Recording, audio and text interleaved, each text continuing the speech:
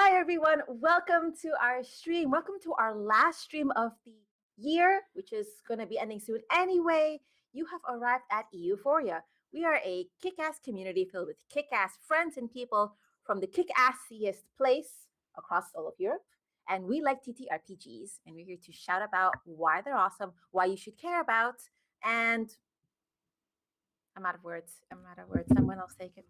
The I am European so people that you sleepy. should follow and So support sleepy, and put money in their pockets and buy their games and follow them on social media. And we're going to tell you who some of them are. And then we're just going to chat some shit because we like to get to chat to one another on stream and we all have drinks. Yeah, we do. We only hang out when we arrange streams together, so it needs to be done. Cheers. Who are you, friends? It me, JC Darcy, friend. I use they, them pronouns. I am a white, femme-presenting, non-binary person with long, reddish-brown hair, big green glasses, and I got the antlers on, this time with the excuse that they're festive. Yeah, you do. You needed an excuse? Hi, I'm Michelle. My pronouns are she, her. I am a mixed race woman with brown skin, long straight black hair, and today I am wearing a festive jumper featuring a T-Rex in a Santa hat shooting lightning from his mouth onto the unsuspecting festive village below. Because you know, does it say at the bottom? Well, it says Merry Christmas, of course, and here's the laser grid and the presents. You know. What is I Christmas only saw Merry, and I thought that's a bold statement. Oh, Merry! I would like a jumper that just says Merry. Okay, next year. Merch year. ideas. Merch. Love it. Hi, my name is Aida. My pronouns are she and her. I'm a Latina queer woman of color. I have tan skin, dark eyes, dark hair that is alive, breathing. I have a green sweater on with a white green cowl on, and I have like very red glitter eye makeup that I'm going to regret soon. It never comes off. And also, if you're here watching, we are still fundraising for Jingle Jam. Jingle Jam is this huge event taking place all across the world where all sorts of streamers streaming games, TTRPGs, all sorts of cool stuff are raising money for 8 very important charities. You can donate here. You can donate anytime up to the 14th of December. If you donate at least £35 across any Jingle Jam stream, you can get a cool bundle of games, like 15 like top title Steam keys, really cool games. If you donate just for funsies, 10 quid, we'll dance for you. Not like we need an excuse. We need an excuse for charity. So if you would please. What's the current total, friend? The current total is we are currently at £825. We started with an initial goal of 450. I think so. That's wild. We raised 400 last year, and we said we'll just bump it up a little bit. Yeah, so that means by the end of the first stream, we'd beaten that 450. We're like, oh, it's amazing. That's so we doubled the total from last year. Almost, yeah. What a year it's been. We've met so many more generous, lovely people who tuned in this year and gave money to charity through our streams. What a wonderful thing. And lessons were learned, the networking was made, and we got some amazing, talented people. We fortified existing relationships. We made new ones, and that led to what the heck you saw this past month. And it really was a what the heck situation. Last night was a what the heck situation. I thought the first stream was chaotic until I watched last night's stream, and I was like, the first one was actually very calm and normal. I don't know. I don't think you need to undersell your gamer code because that was pretty chaotic. You set the bar that high. I think the thing is, it was a high bar, but then the bar last night was in space. Yeah. So scaling wise, we deal in economies of scale here. We really did. I don't know if the bar was in space. Are you familiar with Wrinkle in Time? That's where the bar went. It got folded. We found new dimensions with this bar. That's how wild it got. And then Ida sent a work in progress of the thumbnail for the YouTube pod last night, and I screeched like a seagull, fittingly, when I saw it because it's so funny. I was cooking. You were cooking something for sure. The VODs of both of the amazing charity games are available on our YouTube, which is at youtube.com/@EuphoriaAP. there's a wonderful thumbnail that I tried to capture the context of what happened last night. The thumbnail includes Ruben as a priest, Gask as a cow, Grant Howard as a seagull, Chris Kelly as a nice space marine, and DR as space courier. Space courier. Yeah. And I think that just about sums it up. I think it does. Nothing can. The amount of work Aida did behind the scenes, I'm amazed we're here and not currently asleep, to be honest. It was so much fun. Adrenaline has never been higher. Going like, I felt like that scene, that Jim Carrey movie where he's God. Like that. Felt so good. I want to do next, but that's where the bar is now. Next year, the bar has to be more. Keep folding it. You made it look so easy, but gosh darn, get some rest. We swear we're gonna rest. We're gonna take 2 weeks off, maybe at least, and not stream unofficially. But we might unofficially. Yeah, no, I was thinking like we might just like video game streams or something because I got the charity bundle, so I might go and play some stuff on stream maybe. But yeah, officially this is our last stream, and we thought we would just have a drink and chill out and do some EU creatives. This is Michelle's first EU creatives with us, which is a rite of passage we're very excited about. Me, that's me. That's me. I love European creatives. I know. What a great place for me to be. We're going to shout some out like the way we usually do. We'll show some things off. We'll gush about how pretty they are. We have some pretty ones. Send you their way if you need TTRPG related gifts for the upcoming holidays. This might be a good idea to go and support some local people because you can buy D&D books off of Amazon, but that doesn't make anybody's heart swell the way that a little sale from an indie store does. So by all means, go and support some little creators. And then we might just have a little chat about next year and maybe drop a few things, a reveal or two. Tasty morsels. Let's see how drunk we get and then see how much we spill. On our grape juice Twitch. Our grape juice. Yeah, on our grape juice. Yeah. Do the SpongeBob meme like 1 hour later and Darcy is just screen sharing our entire calendar for 2026 and yelling. Don't put the idea in my head. Knowing us, the calendar will drastically change anyway. Another benefit for supporting local, in our case, European TTRPGs, especially this holiday season, you want physical copies. You don't have to pay ridiculous import and do taxes and do a pile of paperwork if you are ordering locally, whether that's local within the UK or local within Europe, the European Union, etc.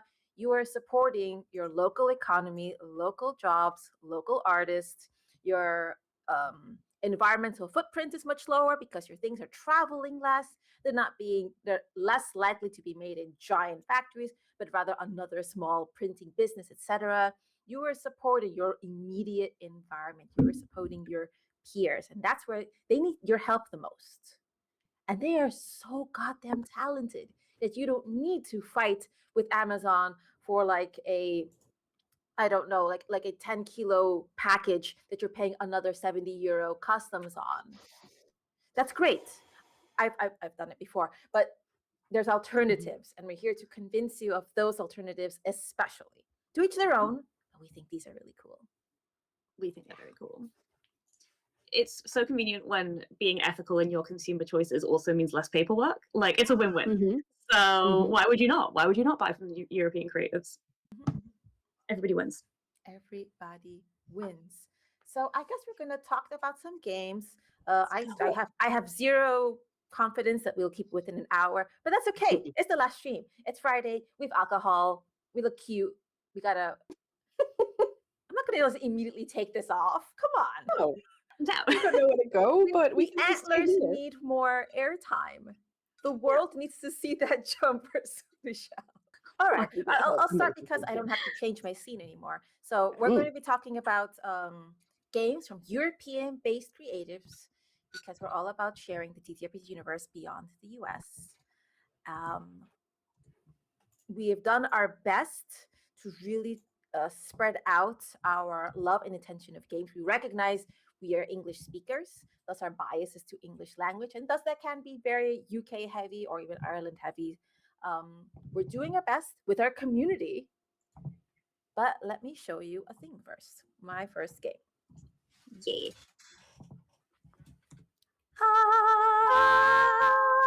It's shiny. It's so shiny. I have in my hand Free League, the role-playing game Evolved Edition by Free League Publishing, who's based in Sweden. This is Alien 2E. We made it. We finally made it. They had the Kickstarter last year, and yeah, I think this is the first Kickstarter I properly backed, because I'm like, this is a package I really want to do. I will be running this game. Spoiler, I will be running this game. Alien, if you're unfamiliar, takes from the Alien movie franchise, Ripley's Alien from the 70s, 80s as well, the horror movie where people are in space and there's a xenomorph who wants to hug your face and have eggs explode out of you. But there's also like evil corporations, there's capitalism, there's the evils of human trust and human, all the emotions. And what Alien RPG does is sort of crystallizes in a game that is very uniquely, can be PvP. So Alien RPG has technically Alien RPG principally has two modes, a cinema mode and a campaign mode. In the campaign mode, you're sort of all working together. You have like multiple sessions, multiple games around this long story that this really big book helps you to flesh out with all sorts of maps, factions, histories, NPCs, weapons, spaceships, the works.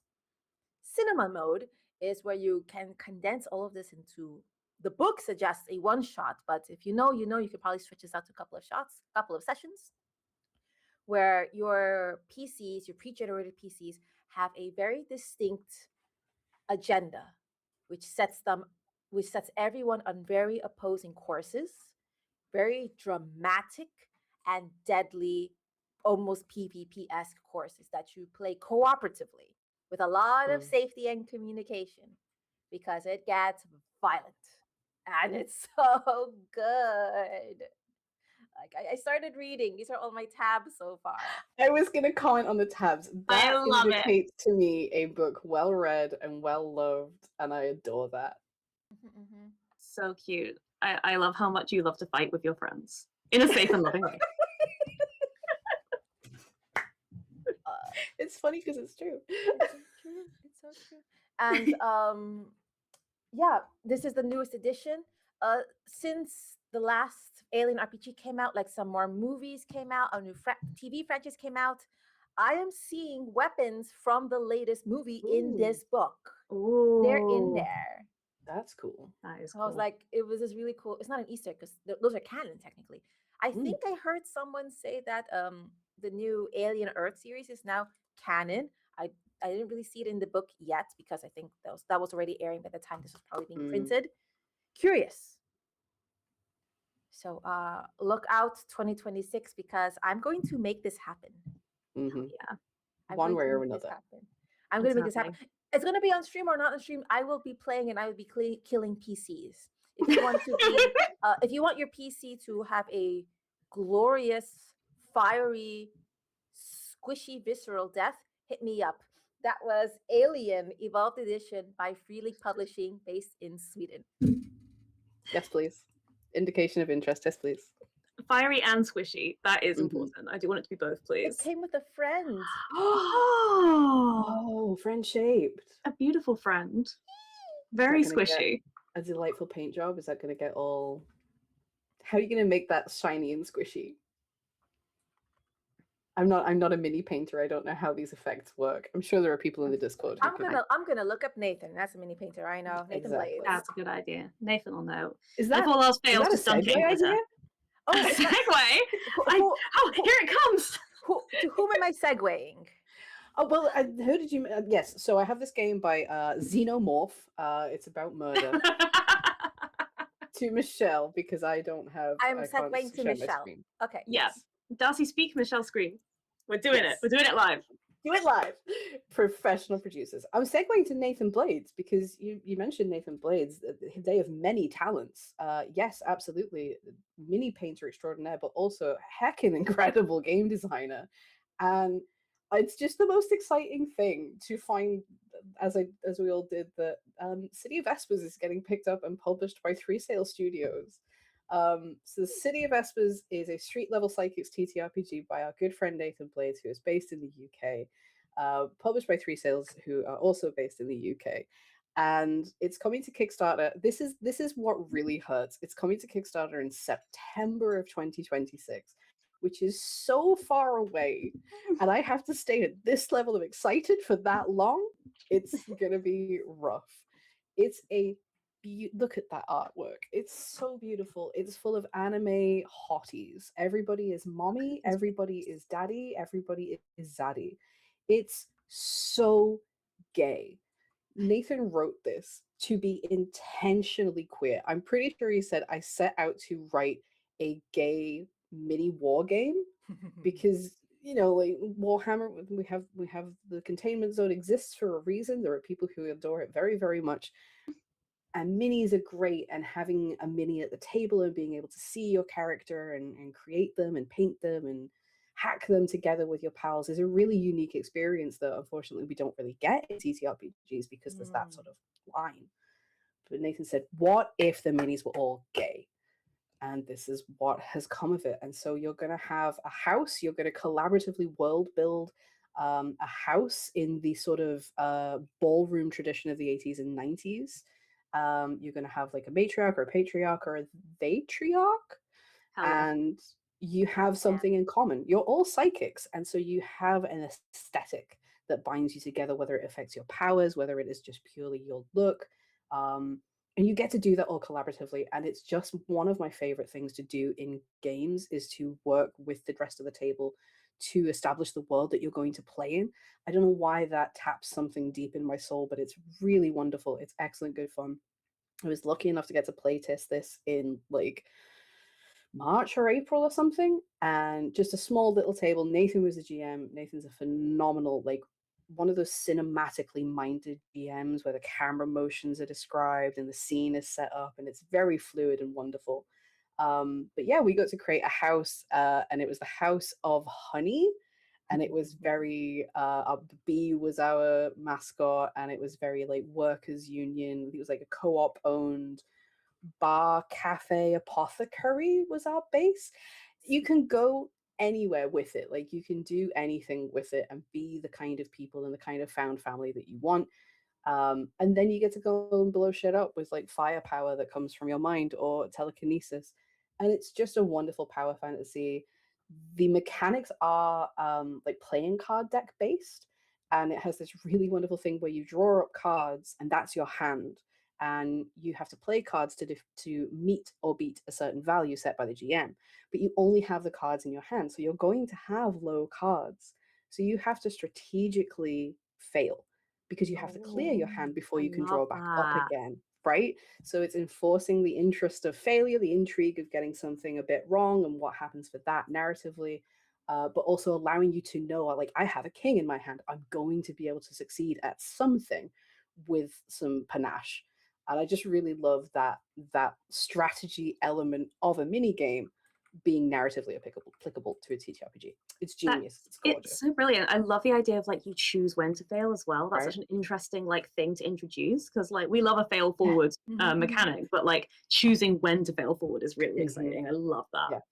But also that you have to, like, everyone can go, oh yes, failure is really interesting, but in the moment sometimes it can be hard to accept, okay, now I'm good. But if that's the last card in your hand, you've got no choice. It's fantastic. So yeah, City of Espers. I want to show you this trading card Nathan gave me at Thought Bubble. Oh shit! Look at that. Lyra from the House of Starfall. How cute That's is her this? on the cover. Yeah. Oh, that's incredible. I love it. I love how much this is just a game for gay nerds. Trading card, anime, TTRPG nerds. I love it so much. Can't understand why we're all drawn to it. So yeah, that's City of Espers by Nathan Blades, and it's coming to Kickstarter in September 2026. So watch out for it. Watch out. We're going to be watching for it. We're going to be fighting. We are going to be fighting for this game and to do things with this game. Hell yeah. The wheels are turning. We do. We want to play this game. We want to show it off to everybody. Is me now? Would you like to? Is me? I can tell you about a game. Okay, let's jump over. I want to talk to you about Mudghost Estate. This is Mudghost Estate by W.H.Arthur, who is based in the UK. This is a creepy, spooky game inspired by Hong Kong folklore and urban legends. You and your friends are exploring a deserted public housing estate, which has rumors that it is haunted. It is the night of the Yulan Festival, which is a ghost festival. It's the day that the veil between the lands of the living and the dead is at its thinnest.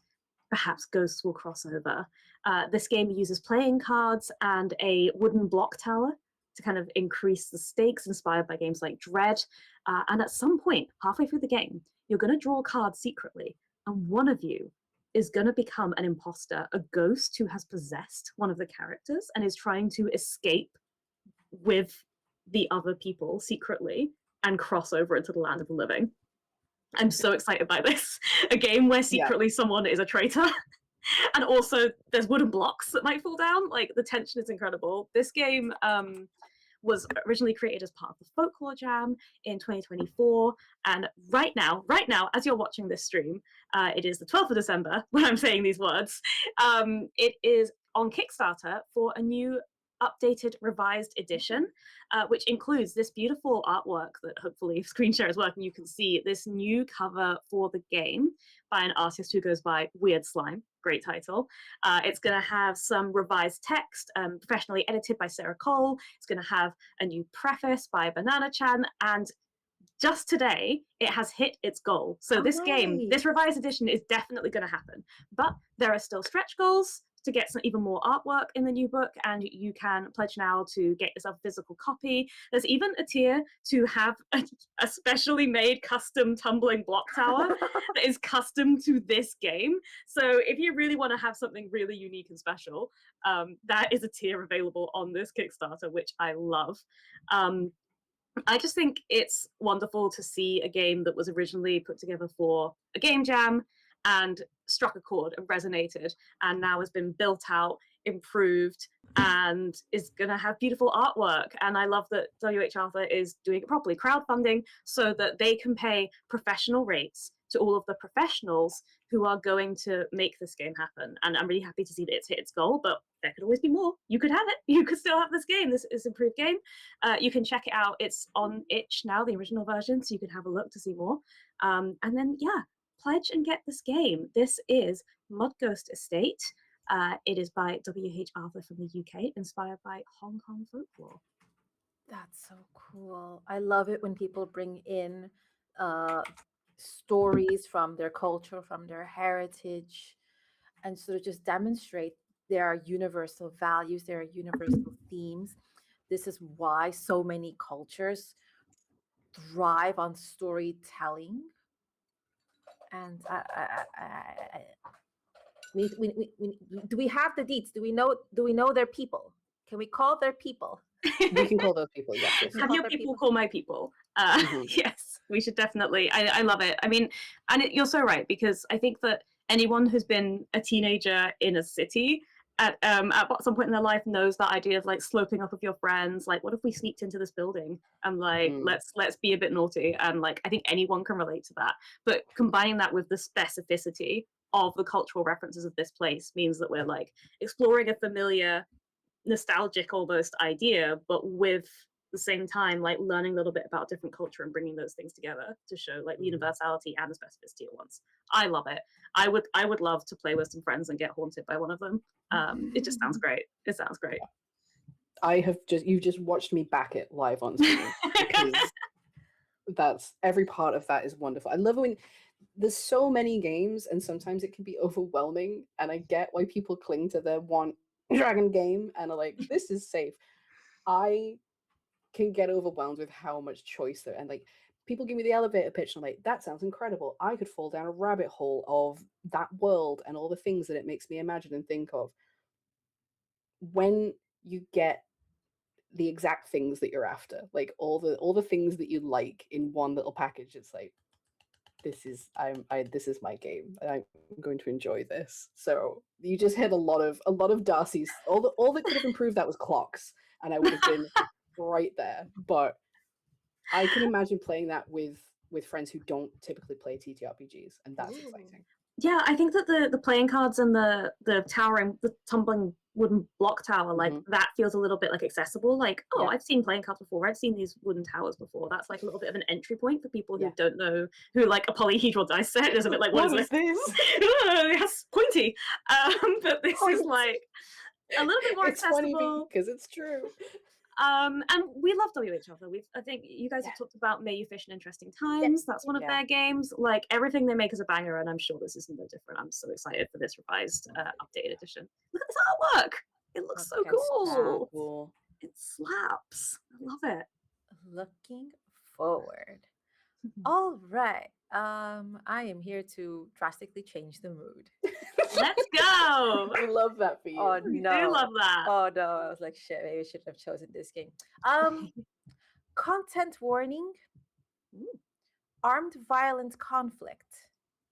If that's not a topic for you, I will wave my arms like this, meaning it's safe to unmute or skip forward in the YouTube, in the VOD.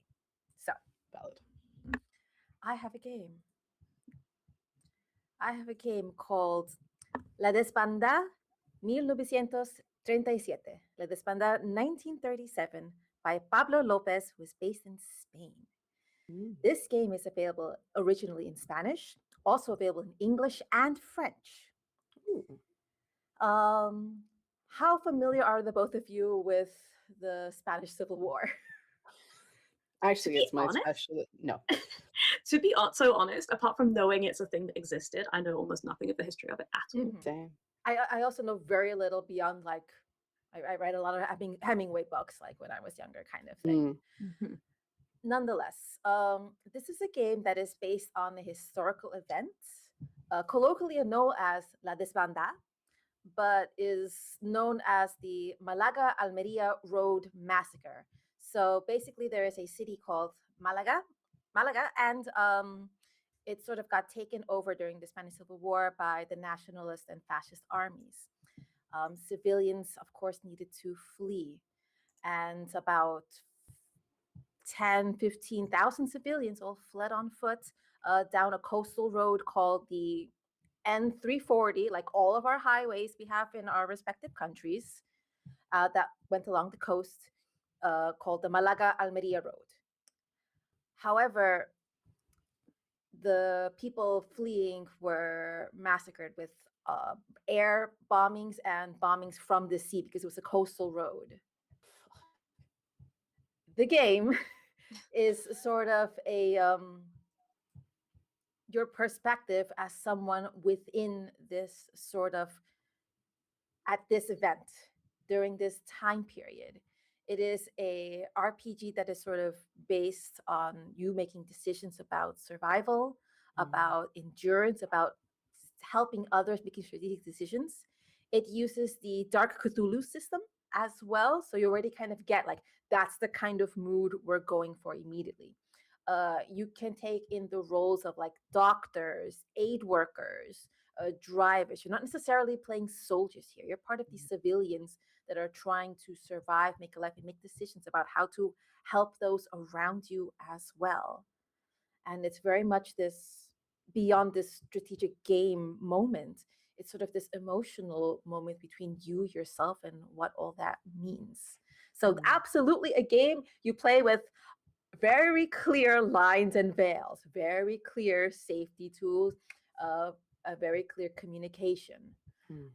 That being said, if you're not sort of familiar with these events, I think this kind of game is a really good insight, because you sort of get set a little bit before that event, where you sort of see the political push and pull that is happening, that will lead to these events, that will lead to bombastic statements of newspapers and people calling for X, Y, Z, which leads to violent massacre of civilians. Whew.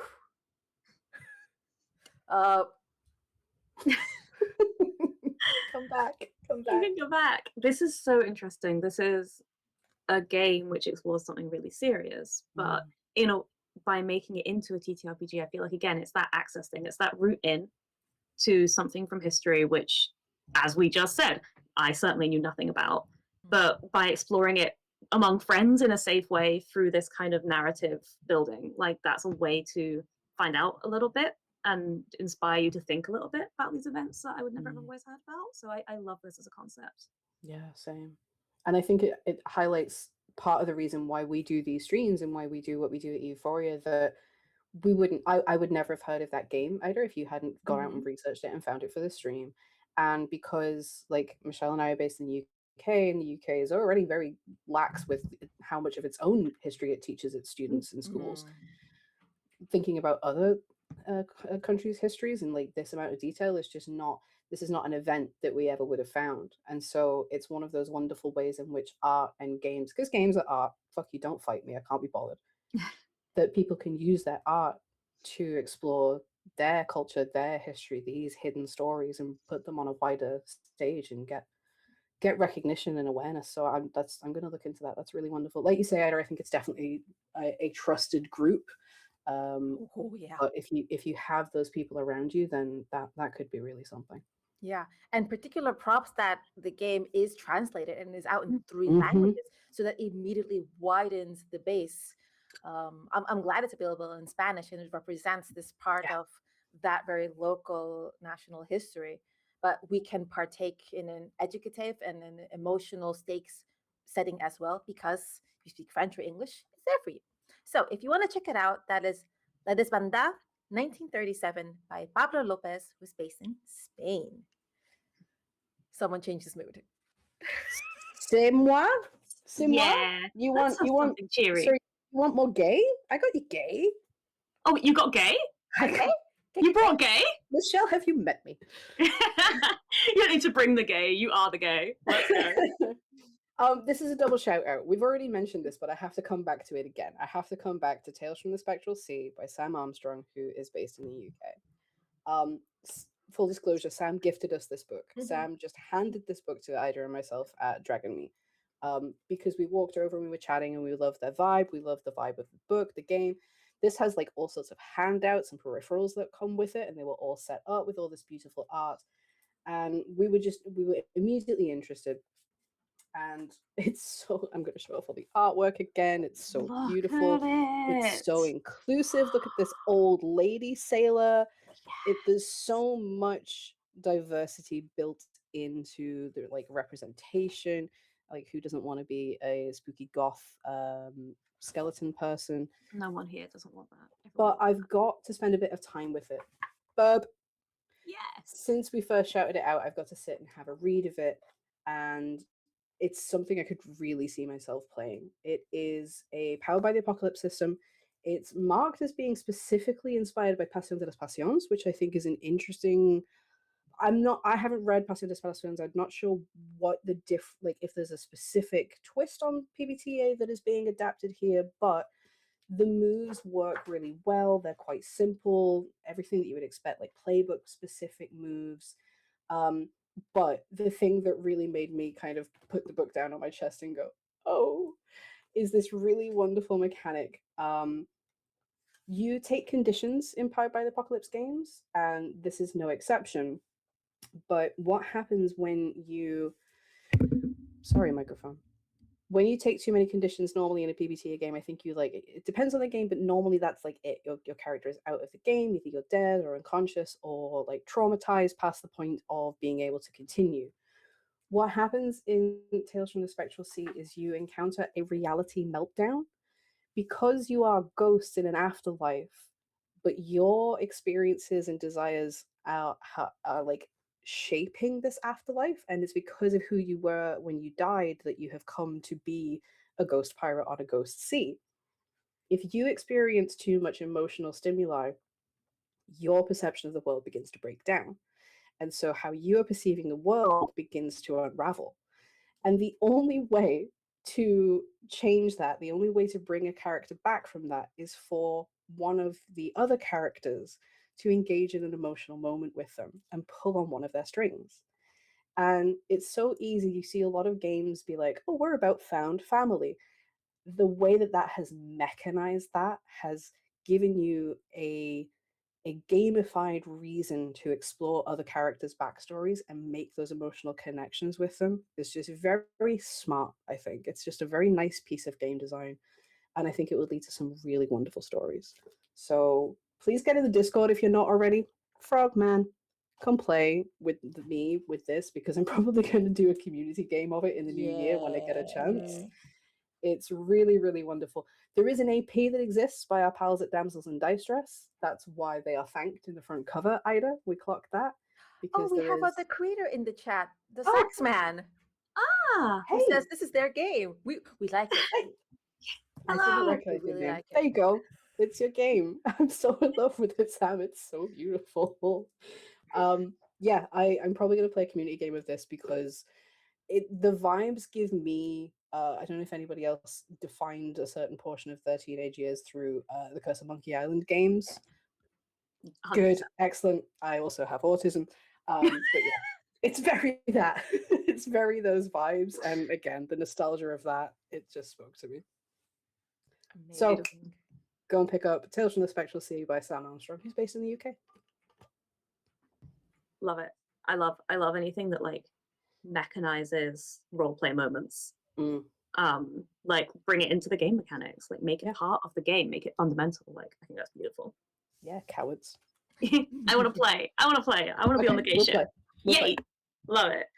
Okay, I'm gonna bring us on to something entirely different again. This is Hunt for the Bzugahs by C. Martins, who is based in Portugal. Yes, this is a system agnostic adventure where you and your friends hunt for the potentially mythical creature known as the Bzugah. Look at this beautiful artwork of this little friendly guy. You're being very cute and wholesome, but when you say Bzugah, my head goes to an adjacent word and I can't stop giggling. This is interesting. Okay, so this little creature is based on a creature that exists in Portuguese folklore. And the creature is called the Gambazino. But C. Martin says that they changed the name because if you speak Portuguese, this is a similar word to like gullible or easily fooled. So it kind of gives the game away that maybe this creature isn't real. So they've come up with Bzugahs as the little name for this game. This game is available in Portuguese and in English. It's really minimalist and simple. I love it. It has these really lovely illustrations in this style, but the whole adventure fits on 2 sides of A4. And it's just a little adventure you can play in one session where your party needs to track down this mysterious cryptid, which C. Martin's described as being a little bit like a jackalope, like a creature that, like, we all kind of know it might not be real, but it might be. It could be real. Maybe you'll find one. I just think it's so delightful. I think like around like holiday season, scheduling gremlins can really start to raise their heads. And if you have like a regular party who like to go on like adventure style games and you're struggling to get everyone together and you need to run a little side story just for one session, maybe not everyone's there, let's do a little low stakes side adventure. I think this could be a really cute one to run. As I said, it all fits on 2 sides of A4. It has cute little pictures. It's completely system agnostic, so you can plug it into whatever story suits you. And yes, C. Martins has lots of other minimalist TTRPGs, a couple of other system agnostic adventures, all in Portuguese and in English. So definitely recommend checking out their itch page, because look at this art, look at this little guy, look at the fun, silly adventure that you could have chasing down a creature which might be a hoax. So adorable. I love it. So that is Hunt for the Bzugahs by C. Martin from Portugal. Adorable. That thing fits. I'm going to hereby declare that thing is perfectly messenger bag sized. Oh, yes. And it's just going to ride in perpetually in my messenger bag, peeking out. Yes. So one of my favorite things about this page is the phrase "no AI mambo jumbo." Hell yeah. Hell yeah. None of that nonsense. Yeah, I think if it needs to be said, just in cases, we don't abide by content that is made with generative AI. that includes video, art, writing, created by generative AI. That's no good. We don't like it. We do our best to ensure that the games we find do have listed artists, and we sort of try to see that what other art have they made? What are those pages like? Things might fall through the cracks, and I will apologize in advance for that. But we have the intention is to avoid that chatter, and we love it when creatives openly state that they also reject generative AI in their works. Mm-hmm. Absolutely. We don't need anything made by the lying plagiarism machine that pollutes the earth. We need things made by people, because look how good it is. Look how much great stuff there is made by people. AI could never. AI could never create this little fella. Poor Dart is adorable. It's okay. I've picked up this advantage. I'm just doing my Christmas shopping on stream. This is great. This is great. That is all good. I guess I gotta do a thing. You gotta talk now. Sorry. Yeah. Okay. How do I do that? I do it like this. Okay. I have a little one, a cute little one. Ooh. I have a little games. Look at this. Let me center that a little better. It's called Tides of Rot by Games Omnivorous. We're based in Portugal. This thing got an Emmy nomination this past year. So that's pretty damn good. Tides of Rot is a supplement for another game that already exists called Frontier Scum. Frontier Scum is they describe it as an acid Western OSR game. So I hope that sort of gives you the kind of vibes they're going for. And Tides of Rot is a supplement therein. And I believe they won the Emmy, or they were nominated for an Emmy for like best art and best packaging and other supplemental material. Because this game not only comes with a preset story, I believe it's like you're talking heists in a world filled with cactuses and zombies, rot, flooding, mudslides, but vibes. They also deliver vibes, as in the game literally comes with an LP. That's an LP you're looking at, which provides the literal soundtrack of the game they are suggesting you play. And the fold out is also there a GM screen. That's amazing. That's so clever. The art and the vibes is officially like really, really on point. So I thought that was like just such amazing, like an extra that they do for Tides of Rot. That is really cool. Oh, and Frontier Scum is also by European-based creators. Carl Druid is from Sweden. I did not know that. We got like European creators on top of European creators supporting each other. Talk about Christmas shopping. Like, what a great gift for like a TTRPG fan that like it's also a vinyl, like it's a beautiful object as well as a cool game. Like, that's incredible. The description for the music that is included in the LP says, the music is rife with electric guitars, overflooding with reverb, psych-infused drums, traditional percussion instruments, whale cries, and a lot of musical experimentation. Hell yeah. Games are art. Don't fight me. That is just like really super cool. I can't imagine I miss the times I'm playing in person and I have like someone on the Spotify changing the playlist. I even had like I'm fortunate that I have like lights on the house Wi-Fi, like Philips Hue lights and everything. Cool. So when something happens, someone can turn the lights down, turn the lights up, a spotlight on this person. I really miss that full physical immersive experience that pre-Panini gave me.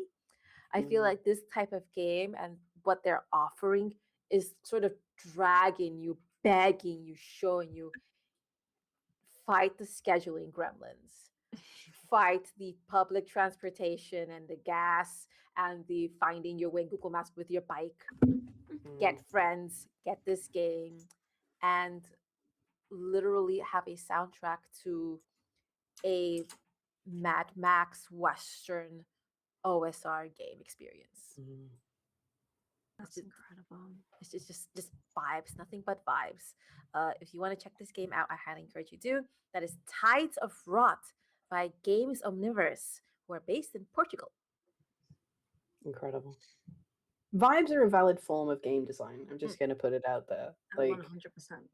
For OSR games especially, like you don't need to reinvent the wheel. Just layer on the vibes. I'm here for this. Vibes. 100%. Oh god, those vibes. Impeccable. Shall I talk about some vibes? Talk about vibes. This is not just vibes. This has got vibes. This has got vibes and stickers, you guys.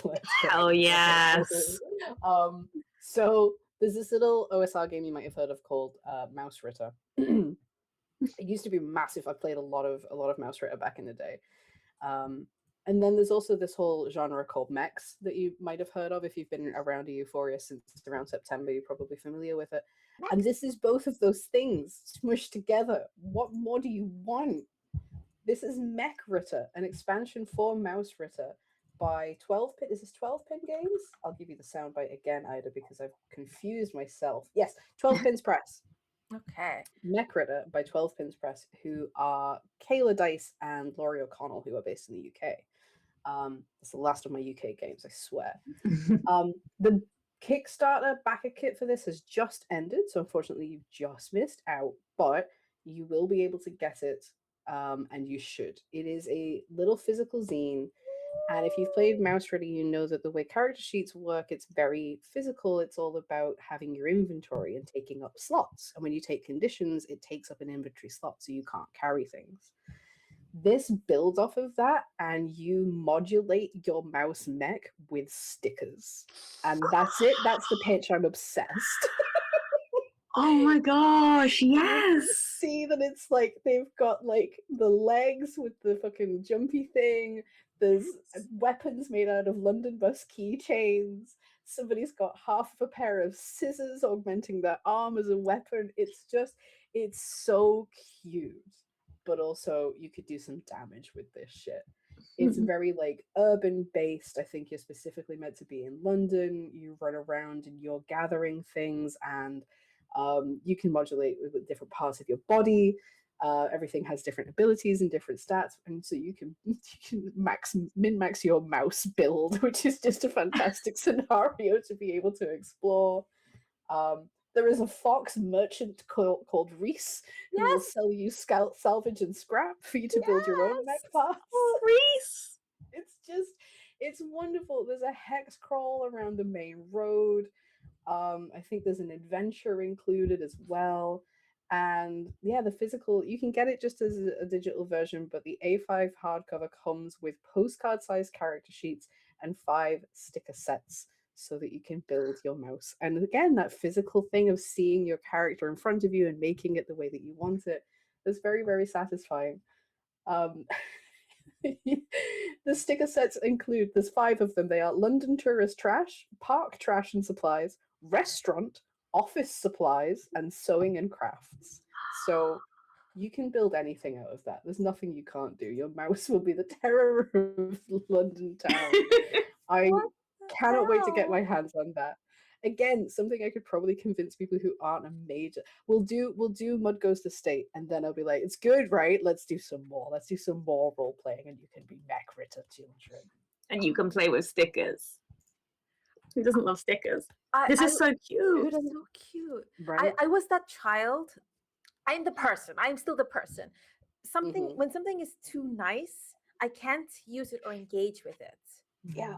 So, and I see these stickers, I'm like, yeah, but once I stick them on the thing, more. There is a pristine copy of Yuzeba's Bed and Breakfast back there that I have never stuck a sticker in because I can't. And I know J Dragon is very anti that and like, fucking use the stickers, but I can't do it. Hello, so welcome sorry. to the screen behind me, which is decorated with stickers that are blue tacked on because I don't want to stick them permanently. Blue tack, yes. So you just use blue tack for the stickers and temporarily stick. Okay. There you go. I've worked around it because I saw an Instagram reel of somebody who like bought some of that thin, like a sheet of like the magnetic sheets. They stuck the stickers and cut around them to turn them into magnets to make them reusable. And I was like, that is genius. Yeah. this game is genius. It's giving the borrowers. I love the inventiveness of thinking of like mouse-sized things that you could turn into mech parts is so fun. I love that it comes with the stickers that give you a starting point, but I just feel like your imagination could go wild thinking of all sorts of funny little things you can make your own. You can design your own. Yeah. As a person with small children who I'm just like, I'm ready and raring for the day that they're ready for me to foist this hobby upon them. This is in the lineup because my daughter is fucking obsessed with stickers. She will go absolutely wild for this. So thank you, 12 Fins Press, for creating this and allowing me to indoctrinate another generation of TTRPG players. With mechs! With mechs! You heard the first 4 letters of this game and you were like, sold! Done. Mech, but then it got better. It's so good. This is adorable. How could we improve the word mech? Mechsexual. Don't start either. We'll end up with another month worth of programming and 2026 is full. Stop it. Mechsexual. Is that like metrosexual? Is it back? Macrosexual? Oh my god. Quick, I have to change the subject. Hey, yes, please. But let's leave the London mice and go to a different part of the UK. I want to share with you Long Meg and Her Daughters by Becca May, who is based in the UK. Becca May is based in the Lake District, which, if you're not familiar, is a very beautiful part of England. As the name suggests, it has a lot of lakes, but it's also lots of hills, lots of forest, a lot of unspoiled countryside. So it's a popular place to go and visit and just go for long walks, go biking, go swimming, go boating. It's a beautiful part of the country. It also has Neolithic stone circles in it. If you've heard of Stonehenge, that's the very, very famous large stone circle in England, but actually there's stone circles all over the British Isles. There's hundreds of them. And the reason they were made and who made them has been lost to time. So there's lots of folklore and legends around where these stone circles came from. And there is a particular stone circle in the Lake District called Long Meg and Her Daughters. And one of the stories about this stone circle is that it was a coven of witches who were cursed and turned into stone. So this is Long Meg and Her Daughters, a solo journaling game by Becca May, where you are Long Meg. You are the mother of this coven of witches. You've foreseen that the coven has been cursed, and when the sun rises, you will turn to stone. You don't know if there's any way to stop it. You don't want to scare the rest of your coven, so you decide instead to bring everyone together under the moonlight for one last wild night of dancing. And in this game, you spend that night looking back on Long Meg's life and reminiscing about the things you've done. You create the magical items that Long Meg has foraged for use in her spells. You create the plants she's grown in her forest and uses for medicines. And you create the story of Long Meg on the last night of the coven. I just think it's such a beautiful idea to like spend a solo game reminiscing about a person's life that you're creating as you go. The game uses a deck of cards as prompts, and one thing I love is you actually, I don't know if you can see this on the overlay hopefully, but you lay out the cards in a circular shape like clock patience, so it's reminiscent of the stone circle. So again, that tactile sense of bringing part of the theme of the game into the world in front of you as you play. I just love this. Again, we're taking a piece of folklore, a piece of history from a very specific place and bringing it into a game where you can explore it in your own way. Look at this beautiful art of Long Meg, this beautiful witch. And I just think, look at the antlers, just like Darcy. This is Darcy coded. It could be you. Cosplay as Long Meg and Her Daughters at the next convention. I dare you. You're on. I love that Becca May has created this this beautiful game, and this was also part of the Folklore Jam 2024. You can see that I went on a little exploration of the folklore. Honestly, if you like games based in like specific folklore, check out the Folklore Jam on itch, because there's so many incredible games. And a really incredible thing about this game is it's free to download on itch. Like you can just get it for free, which is amazing. I think that like we've talked a lot about games you could play with friends and family over the holidays, but like if you have a big family, it can be a lot. On the holidays, a lot of family gatherings, a lot of parties, office parties, drinks, Christmas shopping, lots of noise and lights and stimulation. So I think this could be a really wonderful way to just have a quiet, reflective hour or so to yourself, play a quiet game about a magical, powerful woman coming to the end of her time and reminisce about what her life could have been. I just think that's a beautiful way to like center yourself with this little solo journaling game. And you can download it for free. So why on earth would you not? I'm doing it. Literally, I knew you would. I knew you would. And while you're there, like definitely check out Becca May's Itch because she has other lovely games on there as well. So that is Long Meg and Her Daughters by Becca May, who is based in the Lake District, UK. That is indeed beautiful. And I know that she comes to a tragic end, but getting able to choose to reminisce, give strength to your sisters, to your fellow coven. Like that's one last act of power and audacity in the face of inevitable doom. Beautiful is the word I think I have for it. Yeah, I just really find it like quite emotional to think about. Like the idea of, as you say, like accepting your fate, but like rejoicing in what there's been. I just think it's a really beautiful thing to use as the basis of the game. I love it. I love it. And it's ultimately courage. It is ultimately also courageous to do. Yeah. I would wish, but I would be like wallowing and desperate or thinking what my last meal would be, like completely unimportant and invaluable things. You would be cooking everybody. You would be cooking. You'd be like, let's have one more wild dance under the moonlight and I'll cook you all dinner. We can all have some when you're tired from dancing. I'd come to that coven meeting, even if I had to turn to stone at the end. The only other thing I'll say about that is, yes, incredible that you can just download that for free. There is not even an option to tip or leave any amount of money. Oh, no. If you do that, if you do get a free game off of Itch, or even one that you pay like a tiny little bit, please rate it, please review it if you can. Yes. That means the absolute world to small creators who give their stuff away for free. And so that could be a nice, again, I love that, by the way, Michelle. These are all family games, but sometimes fuck your family. Go and find a bit of time on your own and just go through your Itch catalog and just rate that one. Don't rate anything less than 5 stars. That's sucky. But just go through some stuff that you enjoyed and give it a 5-star rating. And if you've got the spoons, leave a little review. It makes a huge difference. Like, as someone who has some games on Itch, when people leave a comment, even if it just says, I liked this, smiley face, great game, it makes your heart soar to know that a human being liked something you made enough to write, I liked this, and hit send. Like, you don't have to write a novel. It doesn't have to be a review worthy of The Guardian. Some of the stuff in The Guardian's not that good anyway. Just write. This is good, and I had fun playing it. Or this gave me a nice hour away from my family, whom I love, honest. Like, yeah, check out Becca May's Itch page as well. See if there's something else that you want to throw some pennies at if you do download this and like it, because she's got some great stuff, looking stuff as well. I just was really drawn to this one, and I thought, let's have a little solo game. A little solo time for the holidays. Love that. That's so cool. She also has a 1-page fantasy heist RPG, though. Let's go. Let's go. Oh my goodness. All right, who's the next person doing a thing? Is it me? Is it? Yeah, let's go to you. I'm losing track of these things. How does one produce? We go from 2 people to 3, and Ida goes, whoa. That's too many people. Hang on. All righty. I have one game from the UK. This game is called Revolt. Revolt. Let me get my notes up. Yes, Revolt, a fantasy tabletop role-playing game where you gotta overthrow the monarchy. Sound familiar?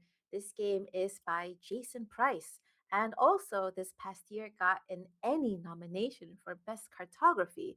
And the cartography done within the game is done by a Dutch artist as well. So this is a GM-less, this is a solo game where you are part of a faction and the monarchy has to go. It has to be burnt down. They are no good, they are bad.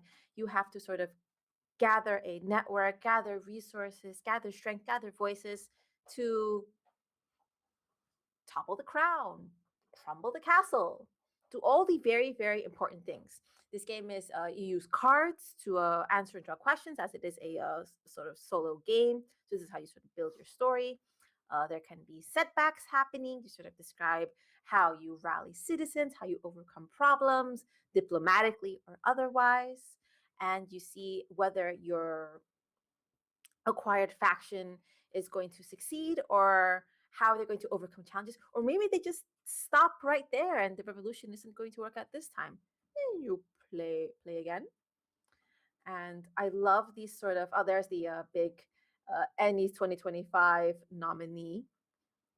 I was drawn to this game as well because it is very inspired by games like The Quiet Year, which is again this sort of free-flowing game based on card draws and these prompts where you really get to visualize what is happening in the story through the art that either you generate yourself via The Quiet Year or through the amazing art that is within the game, which is kind of why they got the Ennie nod in the first place for the cartography specifically. Yeah, it's gorgeous. Cartography was by Chaim Holtjer, so that is specifically who was named for this particular Ennie nominee. Did you say each player plays a different faction? So you play off each other, or you all on the same team? You play your team. Cool. You play your team. You can play it in a one shot, or you can like sort of lengthen it out as well. That sounds incredible. I love this. I love political intrigue. Mm-hmm. I love bringing down monarchies. One of my favorite hobbies. In Fortnite, yep. That sounds so much fun. I have not come across this, and now I want to play it. Yeah, those people should call our people as well. We could do something with that. I think we could. Oh no, I misread it. In Revolt, each player does take on the role of a unique faction. Oh, okay. See, yeah, that's interesting. That was the interest point. I was like, right. That's another reason I was really drawn to it, because I haven't played the game yet, and I hope to in the coming year. But that is a really interesting dynamic. Mm-hmm. And ideally, you're all overthrowing the monarch together. And much like the parallels in the real world, we all have this one wonderful, lofty, difficult goal, but we diverge very much on what is the appropriate way, the correct way, the most successful way to get there. Insert A, B, C, D topics on anything. Yeah. No, I love that. I mean, I think like it's such an interesting opportunity to explore like the nature of solidarity, that our struggles are different, but they are interlinked. And by recognizing those different individual experiences, we can work together for the common good. Like, and the common good obviously is deposing a monarch. We love that. Yeah, we love that. Yeah, 100%. It's amazing. Like you can see the art in the overlay of the kingdom. Can I just make this big? I made it big. Oh yes! Look at that guy. Vibes. Bring it down. Incredible. Maybe make some eyelashes at it, but then bring it down. No, that's I was worried for a second. No. Am I gonna get come for? Depose Darcy. Just take these off. Tomorrow? Not today? Maybe tomorrow. Oh, look at that as well. Oh, they're all like sort of small critters, bugs, frogs. Oh shit. Speaking. Yes. Oh hell yeah. Solo. It has solo mode. We love a solo mode. It's also a 2 to 4 player, I believe, is the default mode. Incredible. So yeah, absolutely check this out with amazing art, amazing cards.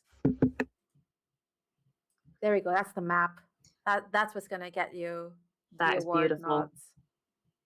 I am not surprised I got an award nod. Look at that. The Gifted Troubadour that of Grasshopper, yeah, because they make music by rubbing their legs and sort of thing. I'm invested. I need to find out more about this game, which is indeed Revolt by Jason Price, who's based in the UK. Even better. UK and Netherlands team. We like those. Those are usually very successful. Hell yeah.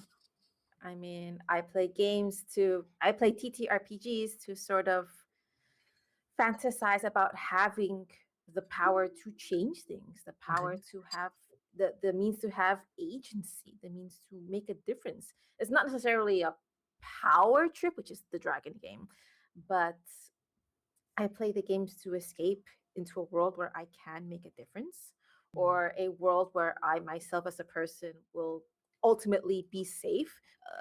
Safety tools and discussions and content warnings, like of course taking into account, but that I'm going to come out with a new understanding, something learned, thus quote unquote better.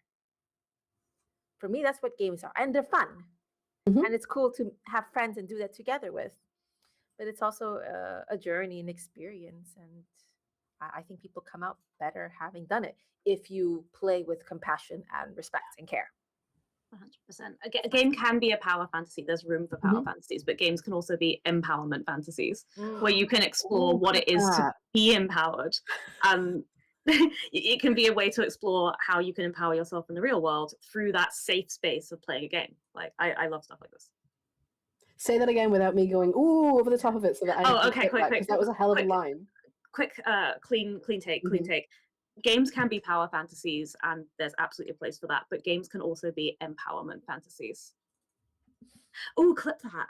Oh, she's so smart. Sorry. No, this bar through my drink. Okay. I should drink. We should hydrate, friends.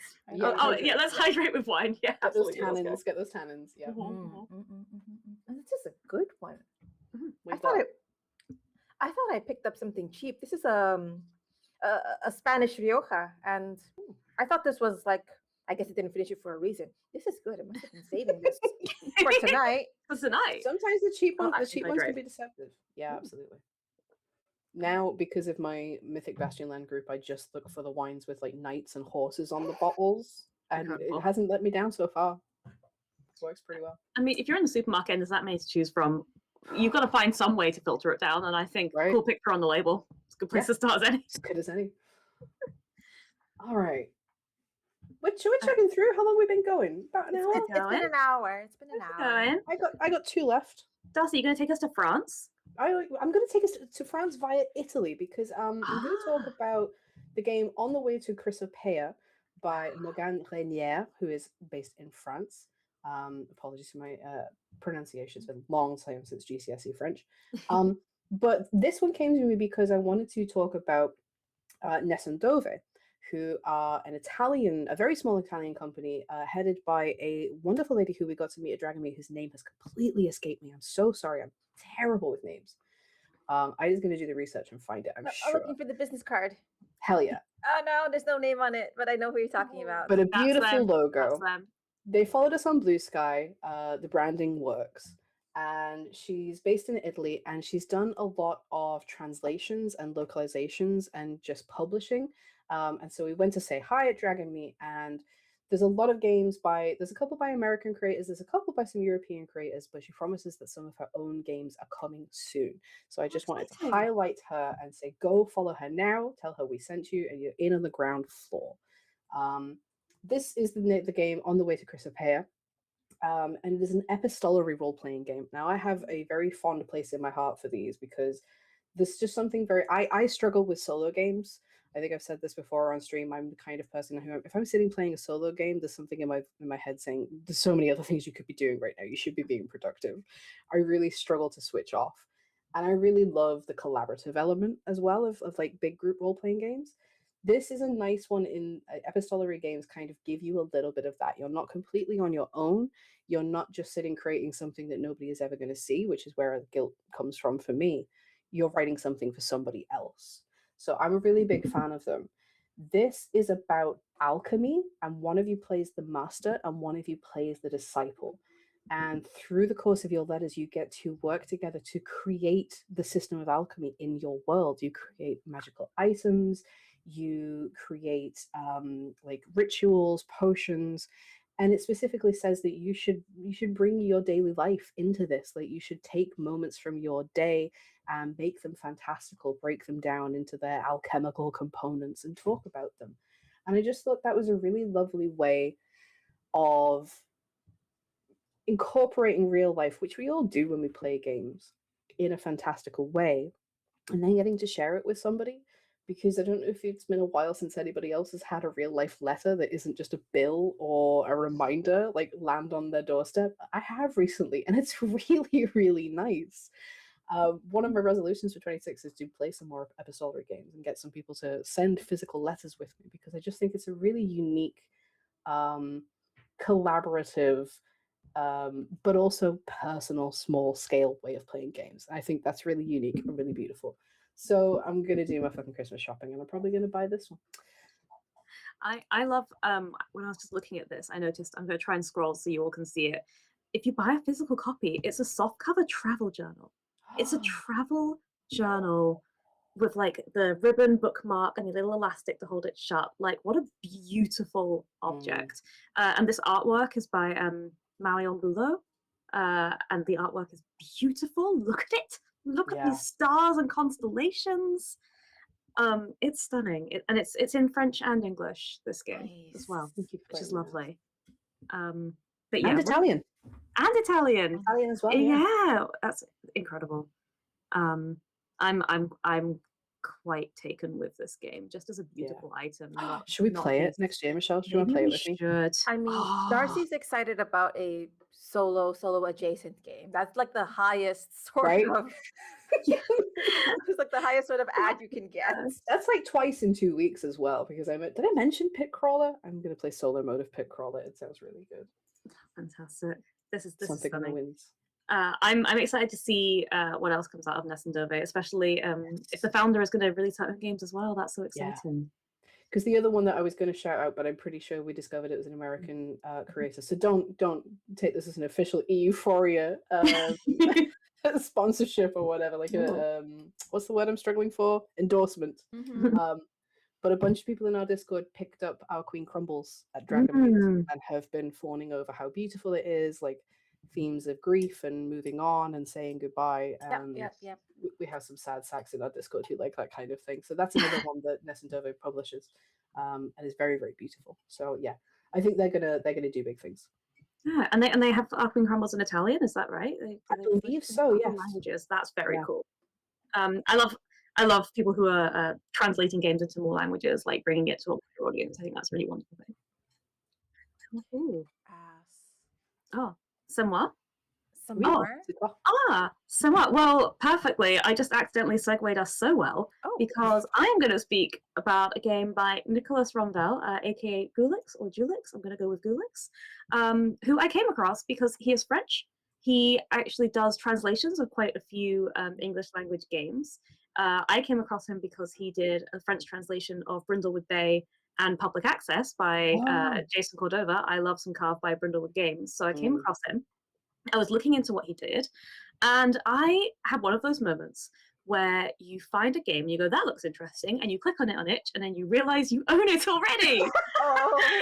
Because I must have bought it in one of those big bundles that you sometimes get. And then when I was, and then you spend years working your way through them, and every now and then you find something.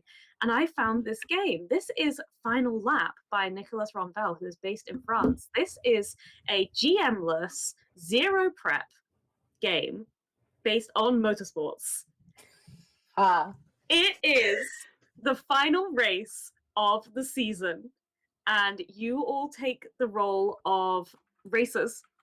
And throughout the course of this session, you are going to play out the final race of the season. That's incredible. I love this. I know, Ida, that you are a big F1 fan. In fact, we were talking in the Discord today about Formula One, so I was like, this is perfect. I had to tell you about when the cars go zoom.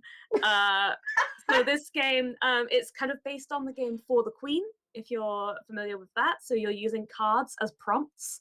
So you really can, GM-less, come in, just start playing with your friends, and there it is, there's For the Queen. What I like about this is you can just use an ordinary 52 card deck. You don't need to buy any special cards for it, and it kind of translates them into what they're going to be. And what this game gets about motorsports, as an F1 fan, is that the race itself is just part of the excitement. It's the drama. It's the interpersonal relationships. It's the storylines that have taken place over a season. And that is what this game is about. You're not competing with the other players to win the race. You are, through the course of the race, looking back over the season. You are all hoping to beat the champion. She's the one who's everyone thinks she's a dead cert to win. You're going to look back over your relationship with her. Oh, the time that after a really difficult race you shared a drink, and what did you talk about? You're going to talk about the times that you and one of the other players had a rivalry. You're going to explore the story of the season over the course of this race, and then come to the end of the session and decide who wins. I absolutely love it.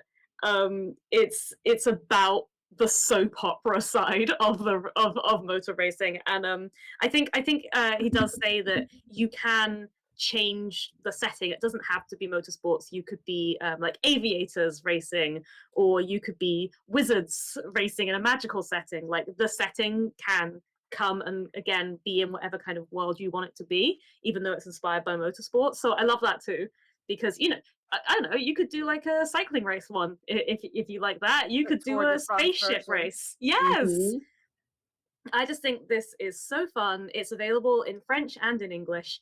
And because Gulix, Nicolas Ronvel, does do translation, he actually says on his page that if there's any of his games in French that you like the look of, but you don't know French well enough to understand it, you can just ask him and he'll translate it into English for you. How lovely is that?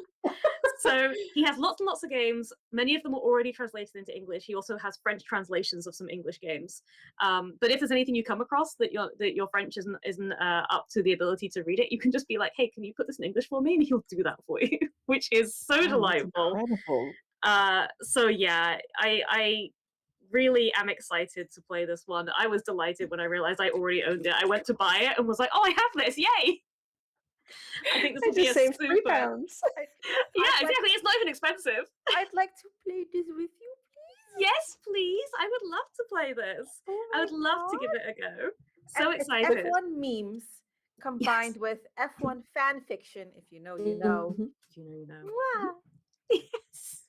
Put that in community games in the Discord, and the response will be feral. I think so. I think it's going to be really fun. He also, if you are a Brindlewood Bay fan, he's written some of his own Brindlewood Way mysteries as well. So if you're looking for some mysteries to play with that game, he's got those. But this one is Final Lap by Nicolas Ronvel, aka Gulix, who is based in France. That's so cool. It's That's so incredible. Cool. I love It's it. so cool. It's so timely too to the chat we had in Discord. We're just talking about I want to go to this course, I want to go to that course, Hamilton this and Hamilton fangirl till I die. Problematic fave.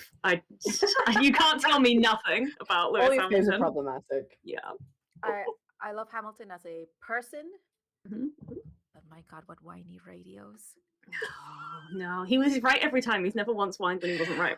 All right, it's Ida's turn to say words about it. I want to talk about F1 some more.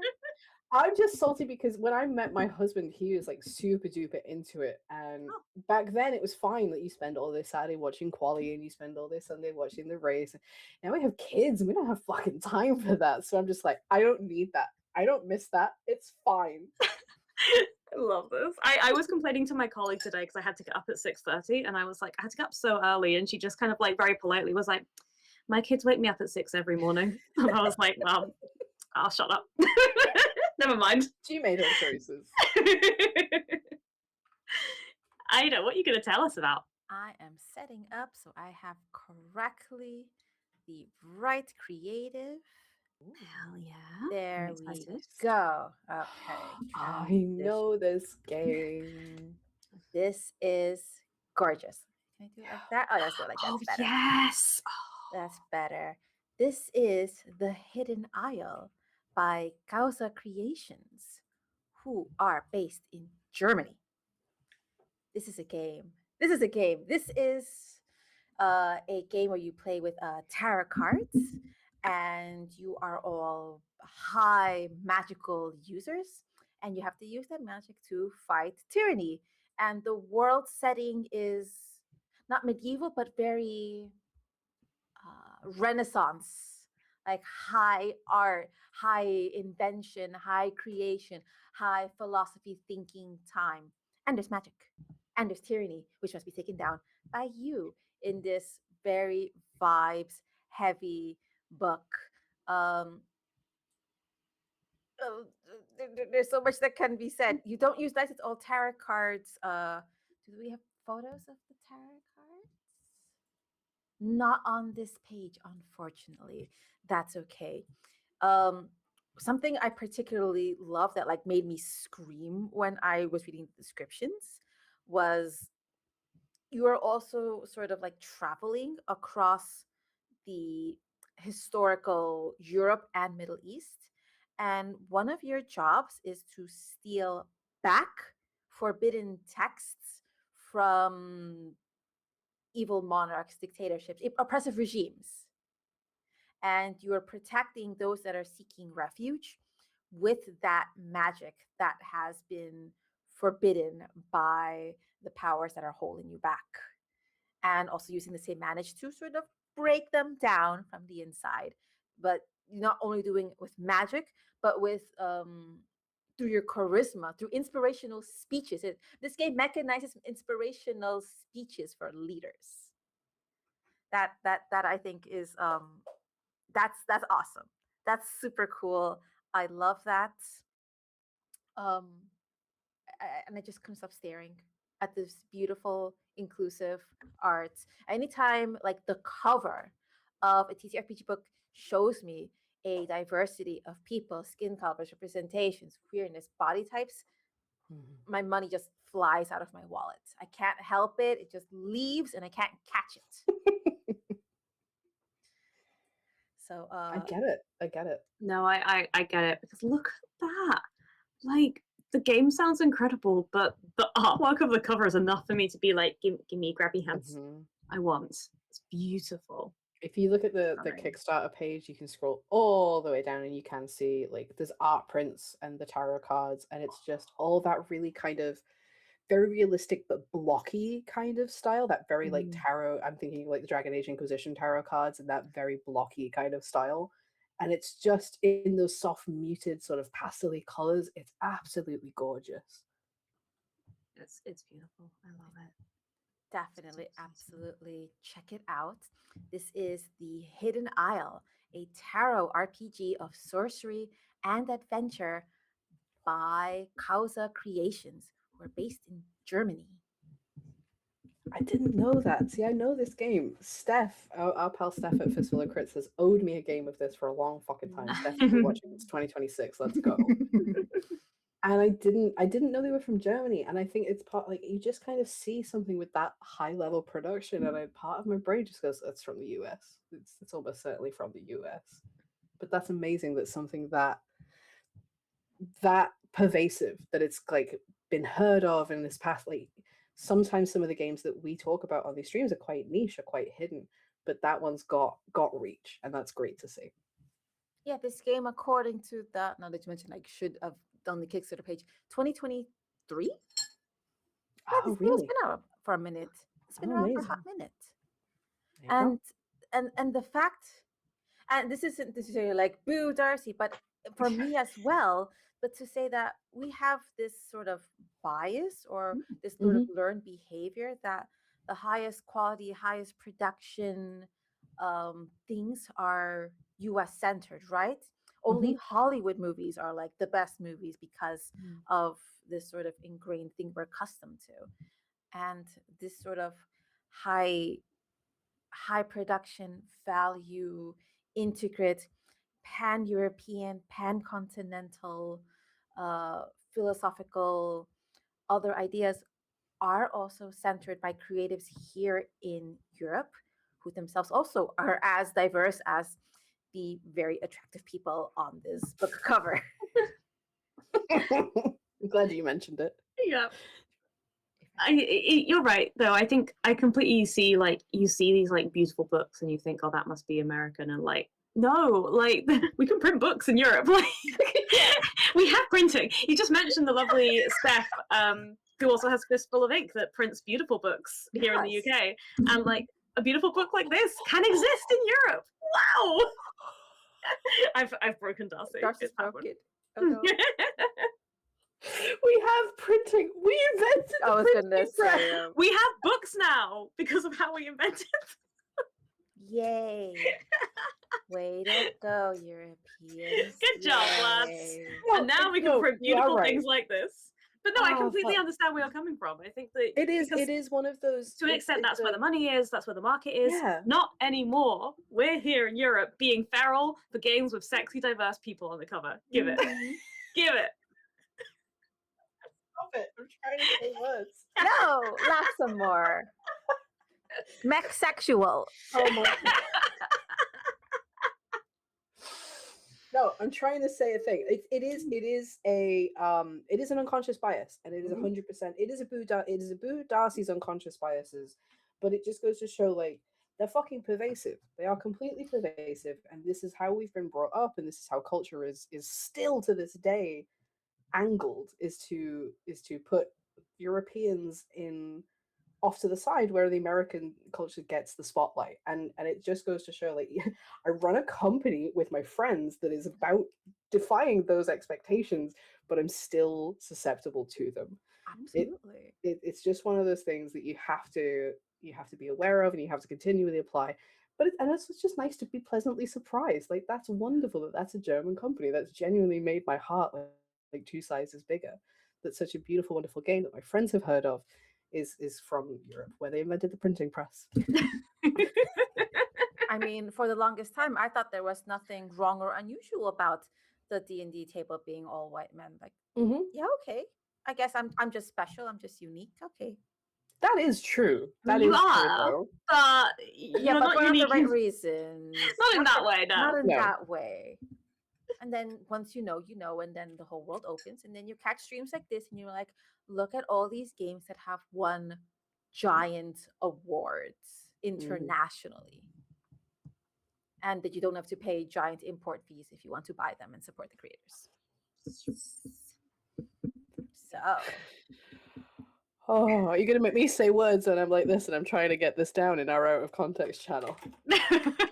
No. Our special Discord out of context channel is a very, very peculiar place, which I sometimes just browse when I'm having a bad day. We'd get completely cancelled if any of that ever leaked. No, that would be dangerous. We need like a button like that we can press remotely, like clear your browser history and this channel. Like, this laptop, if I do not enter a special password into this laptop every 30 minutes, the out of context channel will be self-detonated. That's too much power for anyone.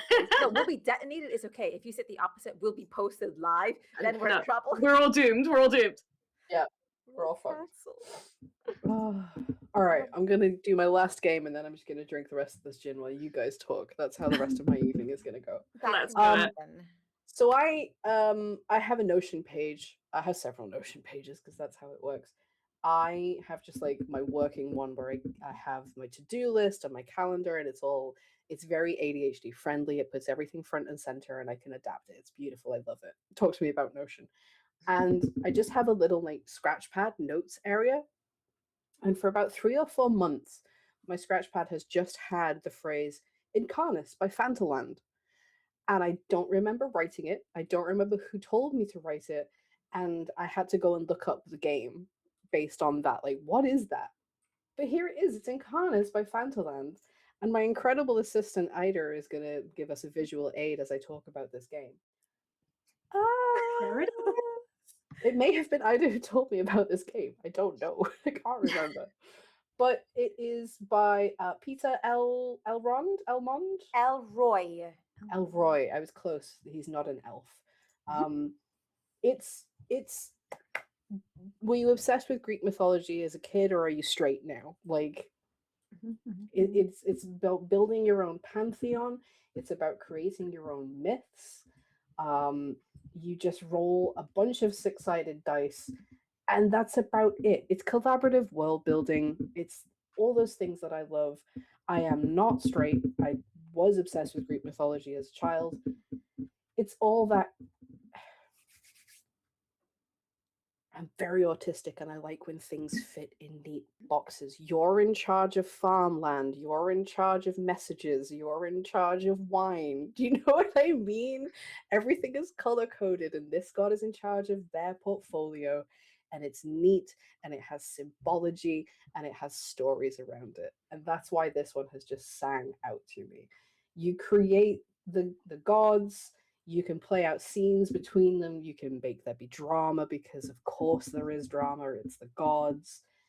And it just seems like a really nice narrative forward. Again, with the beautiful art, with a really distinctive style. Look at that. It's all very, like, I don't think it's chiaroscuro per se, but it's very, very contrasting, very like light and dark, almost as if some of these pen strokes have been done with actual light. It's beautiful. Look at that guy. Oh, look at him. That's incredible. Oh no, this is the gay one. Sorry, that one. That's the one.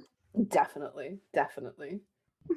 And so yeah, it's Incarnis by Fantaland by Peter Elroy, who is from the Netherlands. Ida picked up that copy at RinCon. It's absolutely beautiful.